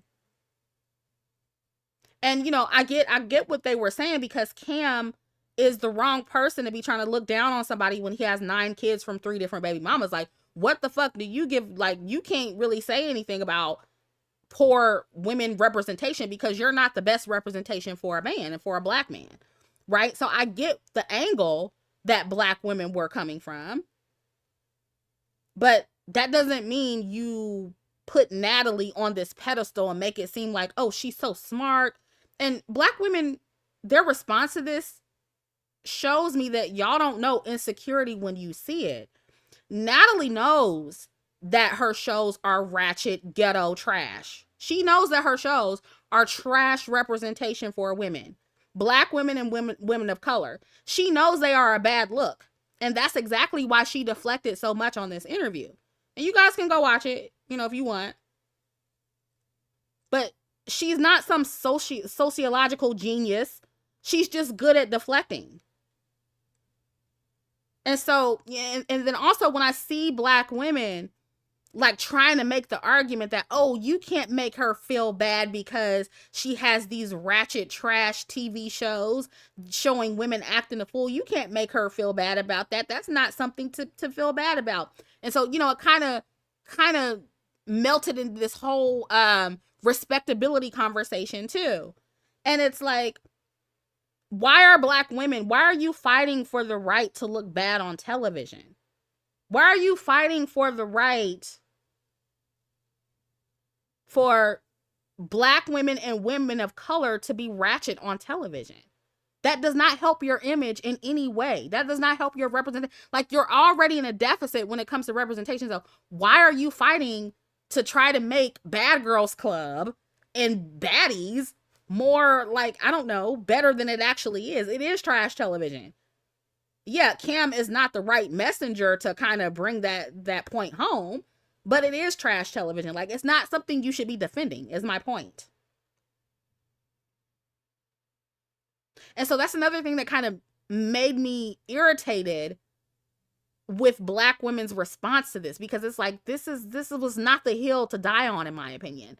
And then also, y'all was propping Natalie up like she was just like some genius, when it's like, and I watched the interview, I'm like, what the hell did y'all see? Because I didn't see a genius. I didn't see somebody who just outsmarted Cam. I saw two, again, like we talked about with Evelyn Lozada and The Game and Shaniece. I saw two airheads on a fucking podcast. Nothing impressive. Nothing that just made me like, oh my God, she's so smart. Like, come on, y'all. And again, I don't know if, with this situation, it's colorism that played a role too. I'm not sure. And so y'all making it more than what it was. Y'all making her more brilliant than she actually is. But no, y'all. Yeah, she might have like some business sense where, she was able to like, move up in, I think it's Zeus. Is it Zeus Network? Move up and kind of, create her own show. And, she brings other women on and teaches them how to get the bag by acting ratchet on television. Okay, you can give her some props for that, I guess. But like, y'all be putting too much on these women and giving them too much. Because seriously, it's not that serious. It's not that deep. And I don't know if, with some black women, if, you defend women like Natalie, women like Cardi, all these other ratchet light-skinned women, no talent having light-skinned women. I don't know if you defend them because deep down you're defending your own poor decisions. Kind of how y'all did with Cardi B when she got pregnant with Stefan's baby. Stefan, y'all said I was saying his name wrong.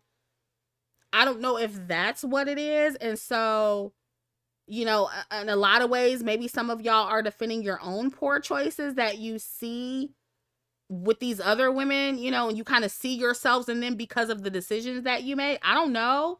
Or because you're ratchet and you see them and they're ratchet. And so, you kind of identify with them based on that. But it's like, girl, no. It's a bad look, y'all.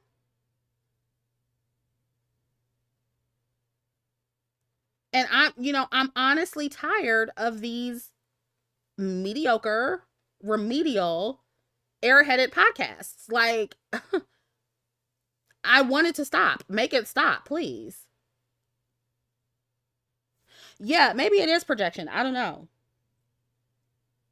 But like, nothing about that interview impressed me. Nothing about Natalie, the way she handled Cam was aspiring. It wasn't smart. It wasn't, not intelligent enough for me to be like making TikTok videos about it, thinking then, oh my God, she just is so smart. No, y'all. And then especially when you add on the fact that she's colorist, like, come on. Please stop, y'all. Like, it's just embarrassing. It's embarrassing how much y'all, and I don't know, maybe the girls just didn't know her history. Maybe y'all don't, a lot of black women didn't know she was colorist, but when I saw this, I'm like, why are black women like ranting and raving over this girl and propping her up like this? Yeah, Red says it never gave whatever they thought it did. I 100% agree. And I was just like, I was so thrown aback. I was like, oh, wait, what? And so I was like, let me go watch this interview and see, what they talking about. And when I watched it, I was like, really? And again, y'all need to understand what insecurity looks like. Because Cam asked her, he asked her something like, what does a baddie bring to the table or something like that. And she couldn't even answer. Like she paused and she kind of like, kind of pieced together like this little cookbook answer that really didn't make a lot of sense. And I'm like, yeah, because your show is trash. And so what she did well was deflect from the questions and kind of put it back on him. Like, nigga, you don't have a right to be judging me right now, which she was right to do. But that doesn't make her more than what she is. She still has a trash television show that makes women look bad.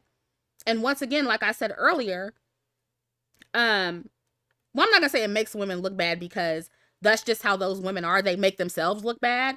But the fact that it's being televised, like, it's just not a good look. It's not a good look for any of the women on there, especially black women whose representation is already at a deficit. And so, and like I said earlier, I feel like a lot of those women, most of those women on baddies, if I'm not mistaken, aren't even black.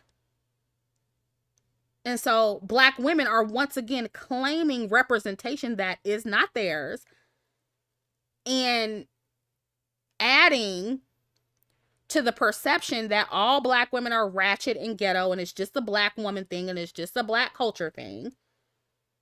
When a lot of times it's not even you. It's not even black women. It's non-black women. It's mixed race women. And so y'all need to stop claiming these girls.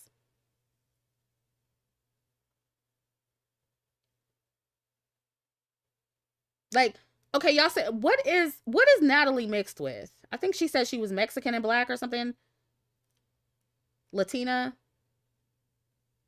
Something like that. So it says a lot that I didn't see any Latina women talking about this interview on TikTok. I didn't see any Latina women coming to Natalie's defense. Oh, she's black and white? Okay. I didn't see any white women. I definitely didn't see any white women. I definitely didn't see any white women coming to her defense. And so, once again, you're claiming representation that is not yours. And at the end of the day, you're going to have to take the hits for, because it's not white women that's going to take the hits. It's going to be you.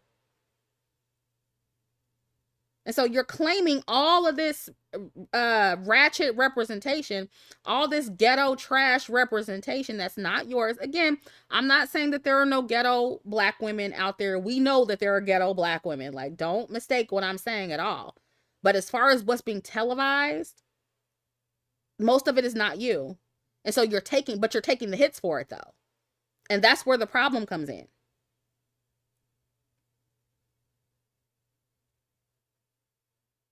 Because it's not, the reputation is not going to stick on white women how it does you. It's not even going to stick on mixed women in the same way it does you. Now, it will stick on them. They're not going to be completely absolved of it, because if they were, then they wouldn't be relegated to, doing these dusty podcasts with Cam Newton. And, like we talked about earlier with Shaniece, she wouldn't be, the game wouldn't be the best that she can get, if they were completely absolved of the reputation, because I think that's another misconception, that we think that it doesn't rub off on them. It does. It does in its own way, because I'm not trying to be mean, but their value doesn't really go far, outside of the black community. It pretty much stays in the black community. You get what I'm saying? And a certain part of the black community, like usually the lower class, you know what I mean? Usually that's where they have the most value. So it's not to say that their reputation doesn't rub off on them, but when it comes to like society and the overall reputation and the optics, for the most part, that's it. It's just going to be lumped in all one big pile, and that pile is going to be labeled black women, and that's it. It's not going to be mixed women, half white women. It's just going to be black women. That's it. And so I just think that, yeah, Cardi B is another example. Exactly. And so I think that black women, when these stories go viral, first of all, we need to learn how to not want to live vicariously through these women, because that's one of the biggest issues, right?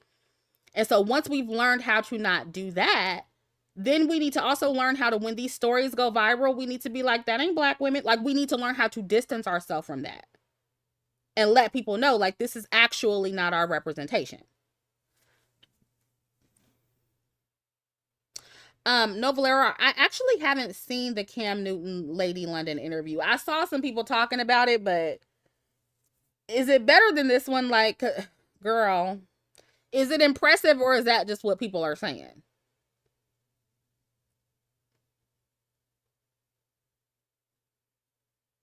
Yeah, I don't understand Cam's fashion either. Like, I don't get it, but whatever. Yeah, I talked about Nicki and her, her strategy behind affiliating herself with Trump in a video I did for Neptunian members and patrons. So if you want to hear my in-depth opinion about that, you can join the memberships. But I don't really have too much to say about that, to be honest. I think she's just, she's been discarded. Well, she feels like she's been discarded. Well, she has been. I'm not gonna say she feels like it. She has been discarded from her peers in the industry. And so she's, attaching herself to the next best thing. That's Nicki's strategy. That's what she's doing. Because you got to think about it. Nicki mad at everybody. She's mad at Jay-Z. She's mad at all the powerful people in the music industry. She's mad at the Recording Academy. She feel like she don't have no power in that arena. And she doesn't. So now she's trying to attach herself to Trump. It's very obvious what she's doing. Like, Nicki she don't believe nothing she's saying. It's just a joke to me. It's honestly a joke.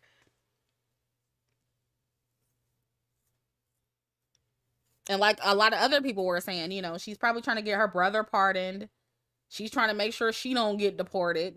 She's trying to get in good and, connect herself with the ultimate power structure, which is the system of white supremacy. Like, she has no more pull in the music industry, so that's the next best thing for her.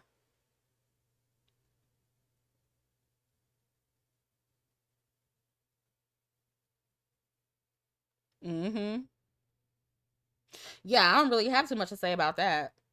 It's pretty obvious what she's doing.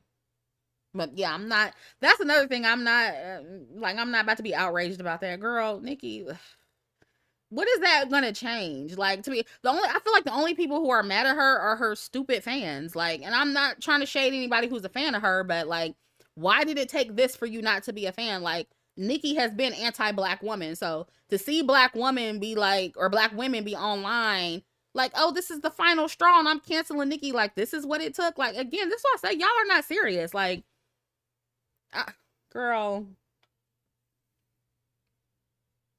like, it shouldn't take this for y'all to cancel Nicki. And then I saw black women like using what Nicki's doing. And this is when she first kind of aligned herself with Trump. But I saw like black women like trying to like take up for Cardi and be like, Team Cardi, because Nicki is pro Trump. Now I'm like, oh my God. Like, like, like, just because Nicki is on that fuck shit, like, this doesn't mean like you should be Team Cardi. Like, why do y'all feel the need to pick a side? Like, you can just be neutral. You don't have to be Team Cardi or Team Nicki. And I said this before.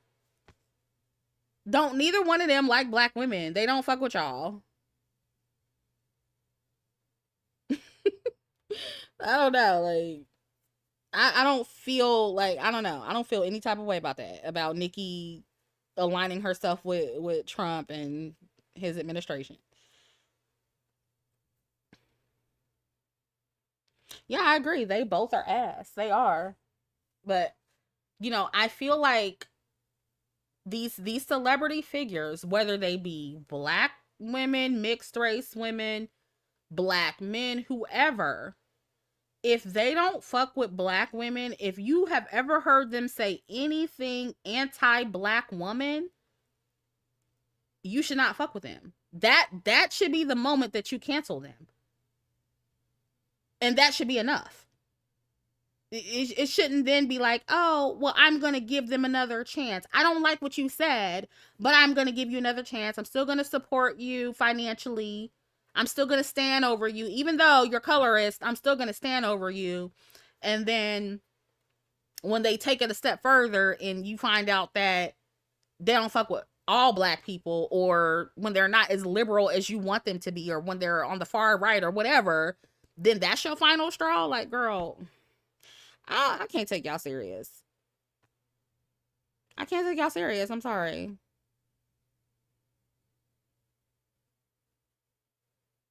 And that kind of shows you where people's allegiance lies too, because I think that for the most part, right now, most of the people who are upset are like gay people, trans people who are upset at Nicki, for the most part, are gay people of the LGBT, right? They're either part of that community or they're upset on behalf of that community. And so how is it that I'm seeing black women, biological black women, heterosexual black women who Nicki already didn't like, being more outraged about Nicki siding with transphobes than you were about Nicki being anti-you as a black woman? Like, to me, that's kind of like self-hating a little bit. Like, I don't know. Like, I get it. Like, maybe some of y'all are looking at it from the perspective of, oh, well, it's bigger than just me and she hates everybody. Like, I get that to a certain extent, but like, her saying something negative towards you, something disparaging towards you as a black woman, wasn't enough. Why? I mean, I think y'all need to unpack that. Like, why wasn't that enough for you to be anti-Nicki? Why did it take this? I really think you guys need to unpack that.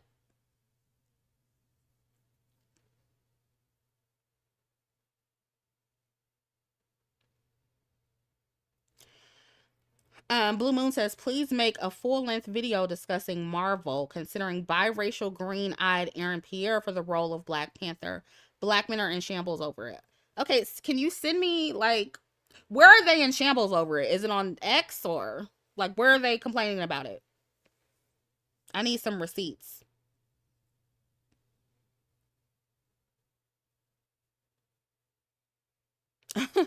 DB says black women don't take themselves serious. Apparently not.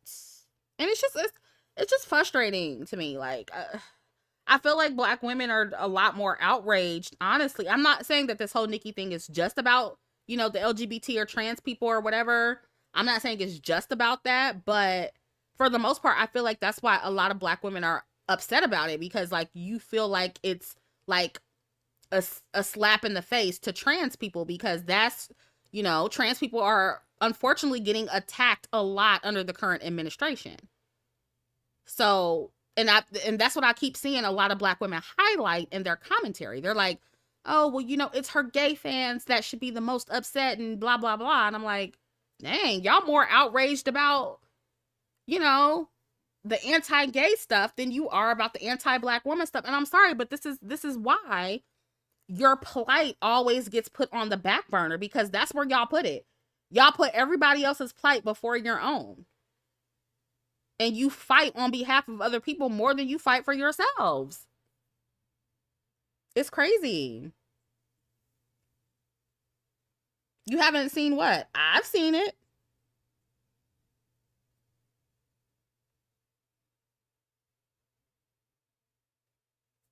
Oh, you're saying, I don't know what you're saying. I don't see trans people defending black women. Girl, I've talked about this over and over again. Like, I'm not saying I don't see any trans people defending black women. But when it comes to putting themselves first and putting their plight first, they are way better at that than black women are. That's what I will say. They will put themselves first at the expense of black women. And they have done that. And black women, I feel like a lot of y'all, most of y'all still ain't ready for that conversation either. Y'all don't want to be honest about that one. But it's true. BK Chick says, Chrissy, you already discussed the Aaron Pierre DC. Oh, I didn't I? But did I discuss him playing Black Panther though? Because, girl, y'all know I be forgetting my videos, child. Because that's new, right? Him potentially being cast to play Black Panther, right? That's new. I don't know. I think he would be a good Black Panther because of his size and his build. But I guess the black men don't like that he light skin. They want a dark skinned man. Yeah, I might have to talk about that in the video. A full video. I might have to break that down. I need to see the tweets though. Or whatever black men are saying. I need to see it. You can just tell me where it's at. Like, where is it?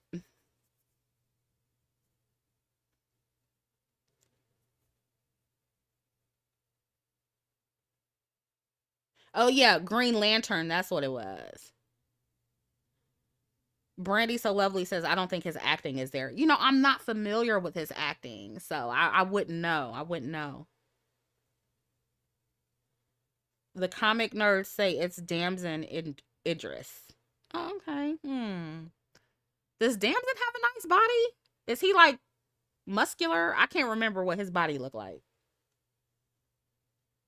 I'm just saying, I could see Aaron doing that part because his body. I think he would be good for that part because of his body.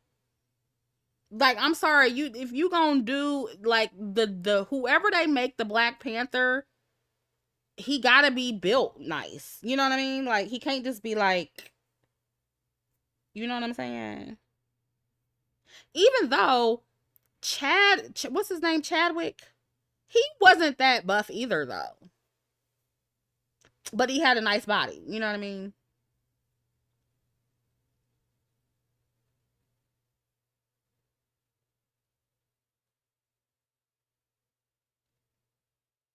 Yeah, that's what I was saying. Chadwick was kind of thin too, so I don't know.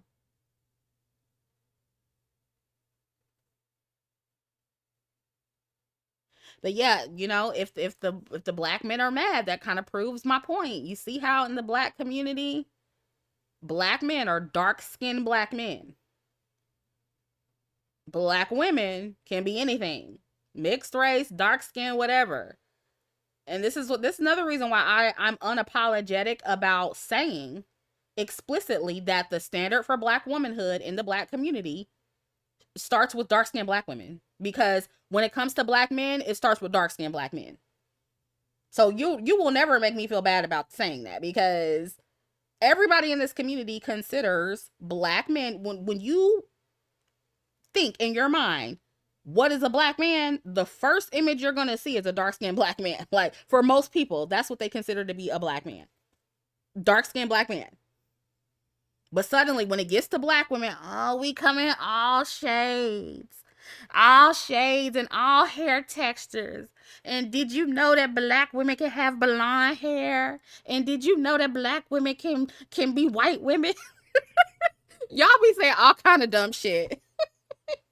Y'all be sounding so stupid. But then with Black Panther, a light-skinned black man can't play him? Why not? I thought you said that black people come in all shades and colors. You see how full of shit black people are? This is why I don't take y'all serious. I don't take nothing, especially black men. I don't take nothing they say seriously. Nothing they say. I don't take 99% of what black men say seriously. Especially on the topic of representation.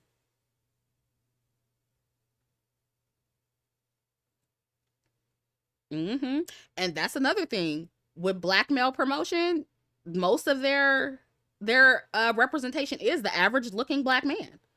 He might be slightly above average body wise, but for the most part, it's mostly average black men. Yep, that's true. Chadwick Bosman was an average looking dark skinned black man. Nothing wrong with that at all.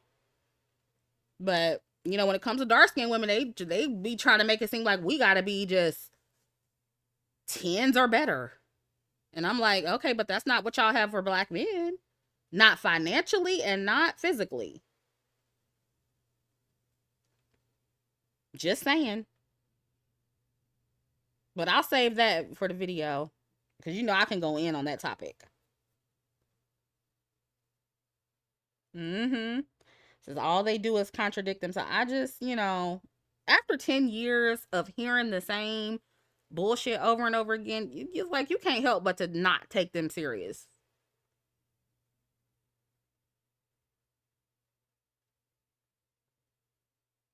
Kia says Michael B. Jordan is average to me. His body is above average. And like I said before about Michael B. Jordan, he's sexy ugly to me. Like, he's not like drop dead gorgeous or anything, but he's sexy. It's like a sexy ugly kind of thing.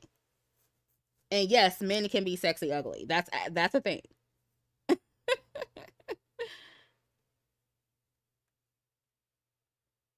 um, Araya, you said I think my aunt is colorist. Didn't you say the same thing about your mama earlier? Was that you?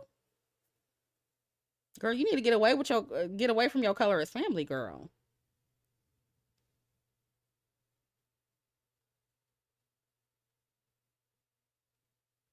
What? What? Alexa says it's the receding chin that gets you, Chrissy. What are you talking about? Only thing I no, when I say Michael B. Jordan is sexy, it's absolutely his body.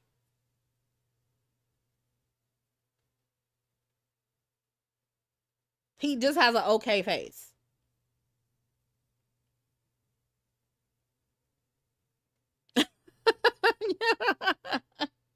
Because I'm trying to picture his chin.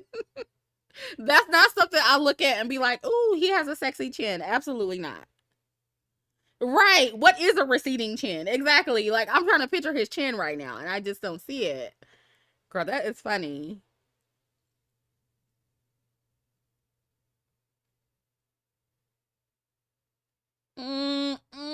I've never been an Idris Elba fan. And John Boyega, no. And you see what I'm saying? Even black women think that average looking black men are very attractive. Even black women think that they're exceptionally attractive when they're not. I just find that to be so interesting. And black men don't feel the same way. Like, when you think about John Boyega and who else did you say? Uh Idris, when you think about their female counterparts, black men don't be saying, "Oh, they so fine." Like, they don't be saying that. So I just find that to be interesting. I find that to be very, very interesting.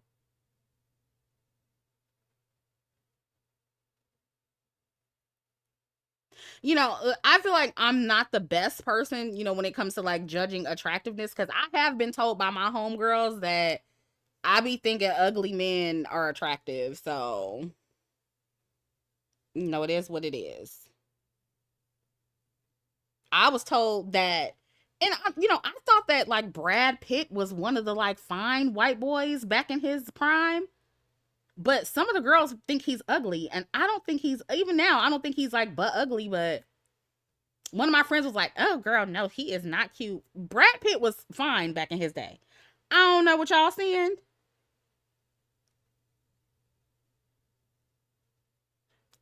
No, Lakeith, he's just okay.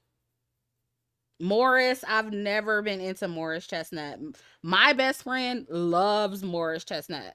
Loves him. She think he is so fine.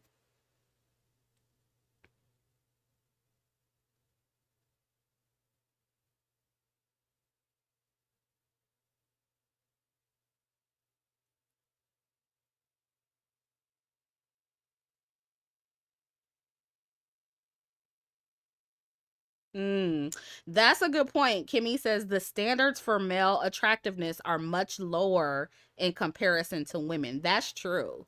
I don't think we put as much emphasis on attractiveness like men do. That's very true.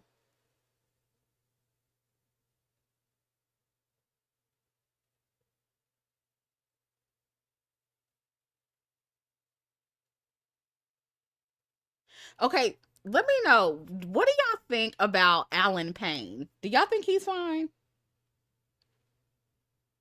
Cuz I feel like I'm the only one in my friend group that think Alan Payne is cute. My best friend was like, "Girl, he's obviously gay." Oh, and you know who I think is real fine? And he's actually gay. The guy that plays Alphaba's love interest. What is the white guy in Wicked? Him. I think he is so fine. And he gay as hell. He got a whole boyfriend.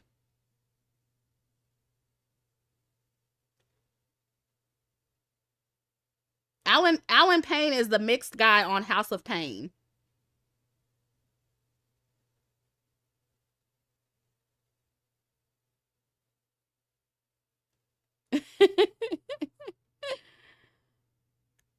Is that his name? Jonathan Bailey? Oh my god. I was like, and one of the girls, like, it was a picture of him where he didn't have a shirt on or something. And did y'all see that picture of him with him and what's her name, Cynthia Erivo? It was such a good picture. I was like, dang man, if that movie, if the optics weren't in that movie, what they were, and it was just that picture of them, I think her legs were up in the air and he was like sitting next to her. I was like, oh, that's a good picture, man. And he looks so fucking good in that picture. But one of the girls in the comment section was like, "What did women do to deserve this?" Talking about him being gay, because that's a fine white man. And I thought he was fine ever since oh Lord, I'm getting phone calls, y'all. I'm gonna have to get off here in a minute. But I thought he was fine. And what's the show? What's the show on Netflix, y'all? Bridgerton. Damn, I thought he was fine ever since then.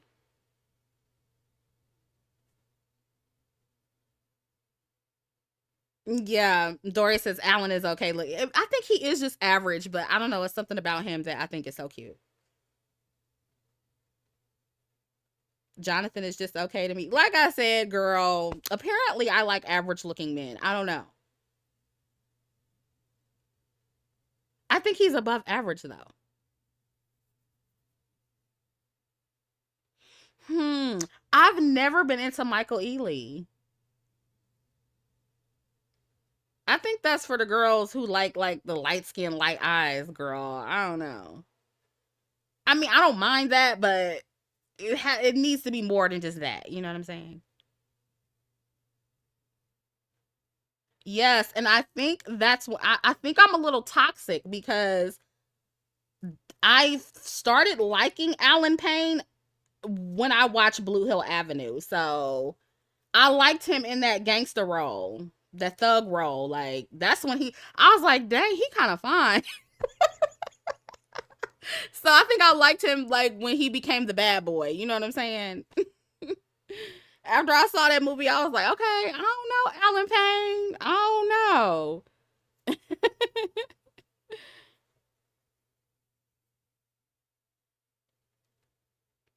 Mm. Yeah, never been a fan of Blair Underwood. He's just okay to me too.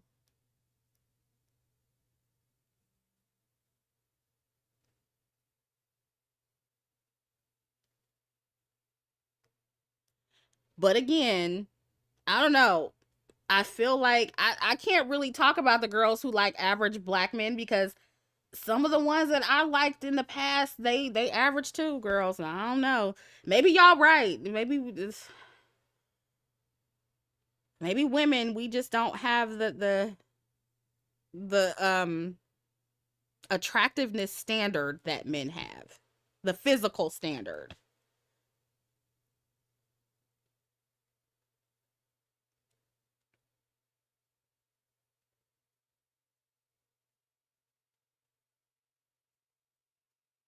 Oh my God, what's his name from Bad Boys 3? That white man in that, what's his name?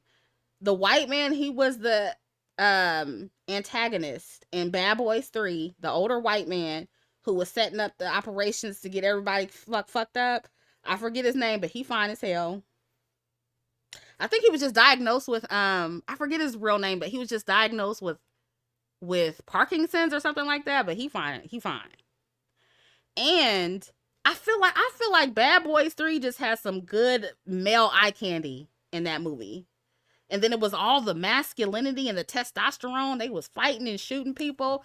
That's why I said I'm toxic, girl. I'm a little bit attracted to toxic masculinity. I have to be. Cause yeah, it was real sexy in that movie. And that Latino guy, oh my God. He was so fine in that movie. Yeah, the guy that played Will Smith's son, he was fine.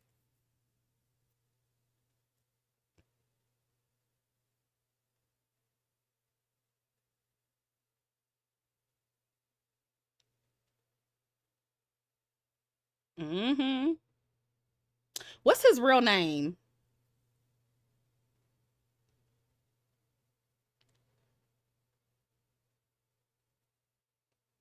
Let me see. I gotta look up his name. Bad Boys 3 cast. Oh yeah, okay, y'all said it. Jacob Scipio. And then who was the white dude? I don't see him. What's his name? Is that the Joe guy? No, that's not him. Who was the white guy? He has gray hair.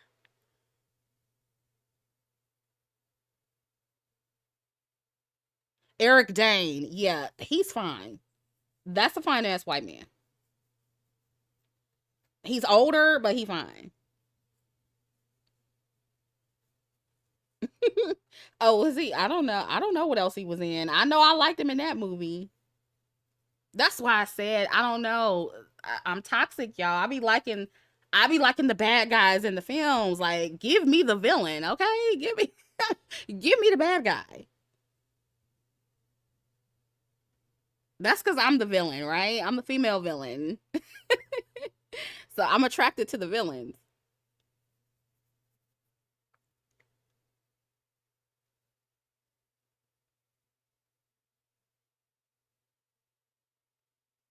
Who was in Grey's Anatomy? Which one? Eric was in. I've never watched Grey's Anatomy. I never got into that. Oh, he was, and I still need to watch Euphoria. Now, some of y'all told me that Euphoria was really good, and other people are like, "Chrissy, don't waste your time." But I heard it was good, so I'm still gonna watch it and see if I like it.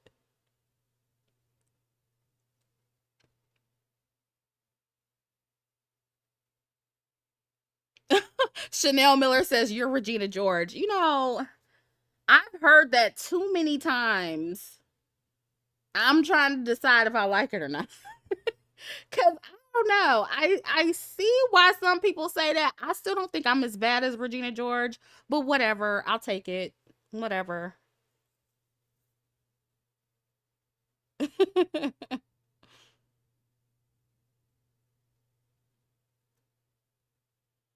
Not Scar and Lion King. I don't know about that. Scar was a little bit too destructive.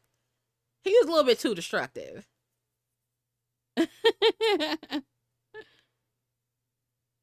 But I get why y'all say that.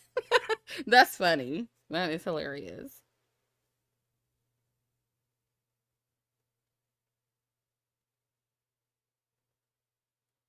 Like I like the bad boys and the villains that still be kind of like making shit happen. You know what I'm saying? Like Eric Dane in Bad Boys 3, like he had a whole operation. It was just taking motherfuckers out. Like he just had the I was like, "Ooh, yes." Toxic, toxic. Like you still got to be organized. You feel what I'm saying? Now he did get fucked up at the end, but still.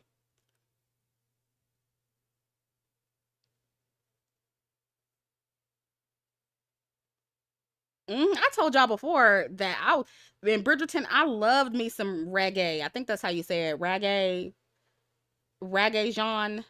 page, but that's another one that my friend thinks is gay. And she's like, my gaydar just goes off with him. I'm like, I don't know.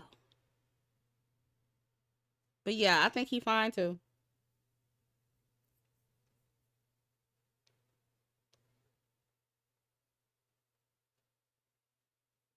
Y'all, okay, I'm gonna have to watch some of these shows y'all putting in the comments because I don't know some of these shows and or some of these people either. I'm definitely gonna be looking them up. Yeah, reggae. I mean, I could see a little bit with his mannerisms. I could definitely see why people would think he was gay. That's kind of how I feel about Aaron Pierre too. It's not that he's light skinned with light eyes. It's kind of the mannerisms kind of give gay.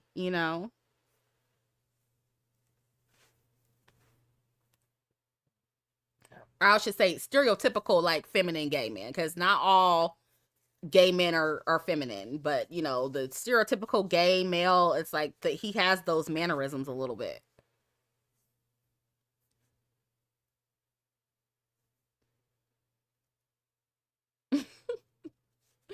Y'all are hilarious.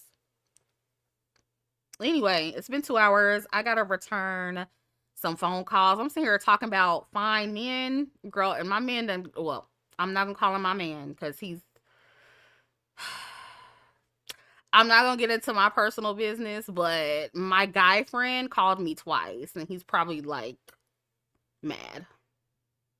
And that's okay. He can wait, but I do need to call him back.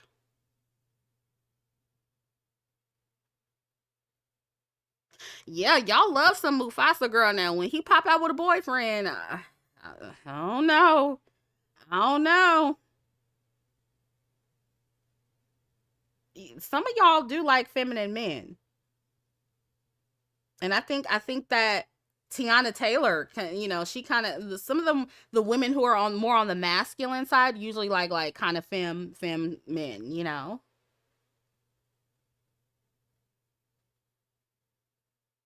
I ain't telling y'all. I'm not telling y'all my business. He's part of the reason I've been gone. Okay, I haven't been able to make content. All in my face, girl. See, men are a distraction, ladies. We're always remember that. Men are a fucking distraction. And that's all I'm gonna say, okay? But anyway, I love y'all. I do have to edit some videos for Neptunian members and patrons. I haven't forgot about you guys, so I'm definitely gonna get on that ASAP. And get my mind back in the game, okay? I've been distracted. I've been working. I've been distracted by people. So, you know, I kind of have to gather myself and get focused. I've learned. I'm not telling y'all my business anymore. I love y'all, but I can't tell y'all all my business. But this was fun. Yeah, look forward to more content. You can send any of your requests to Ask Kristy. You see what I'm saying? You see what I say? They're a distraction, and they will blow your phone up if you don't answer. Okay, so I'm gonna go send all of your requests to askchrissy@gmail.com. Make sure you include pictures, links, videos, whatever I need to cover the topic. So I have context, okay? Just don't send me a request and I don't have any context. Okay? So, yeah. But that's it. Love you guys. I'll talk to you later. Thanks for listening. Bye.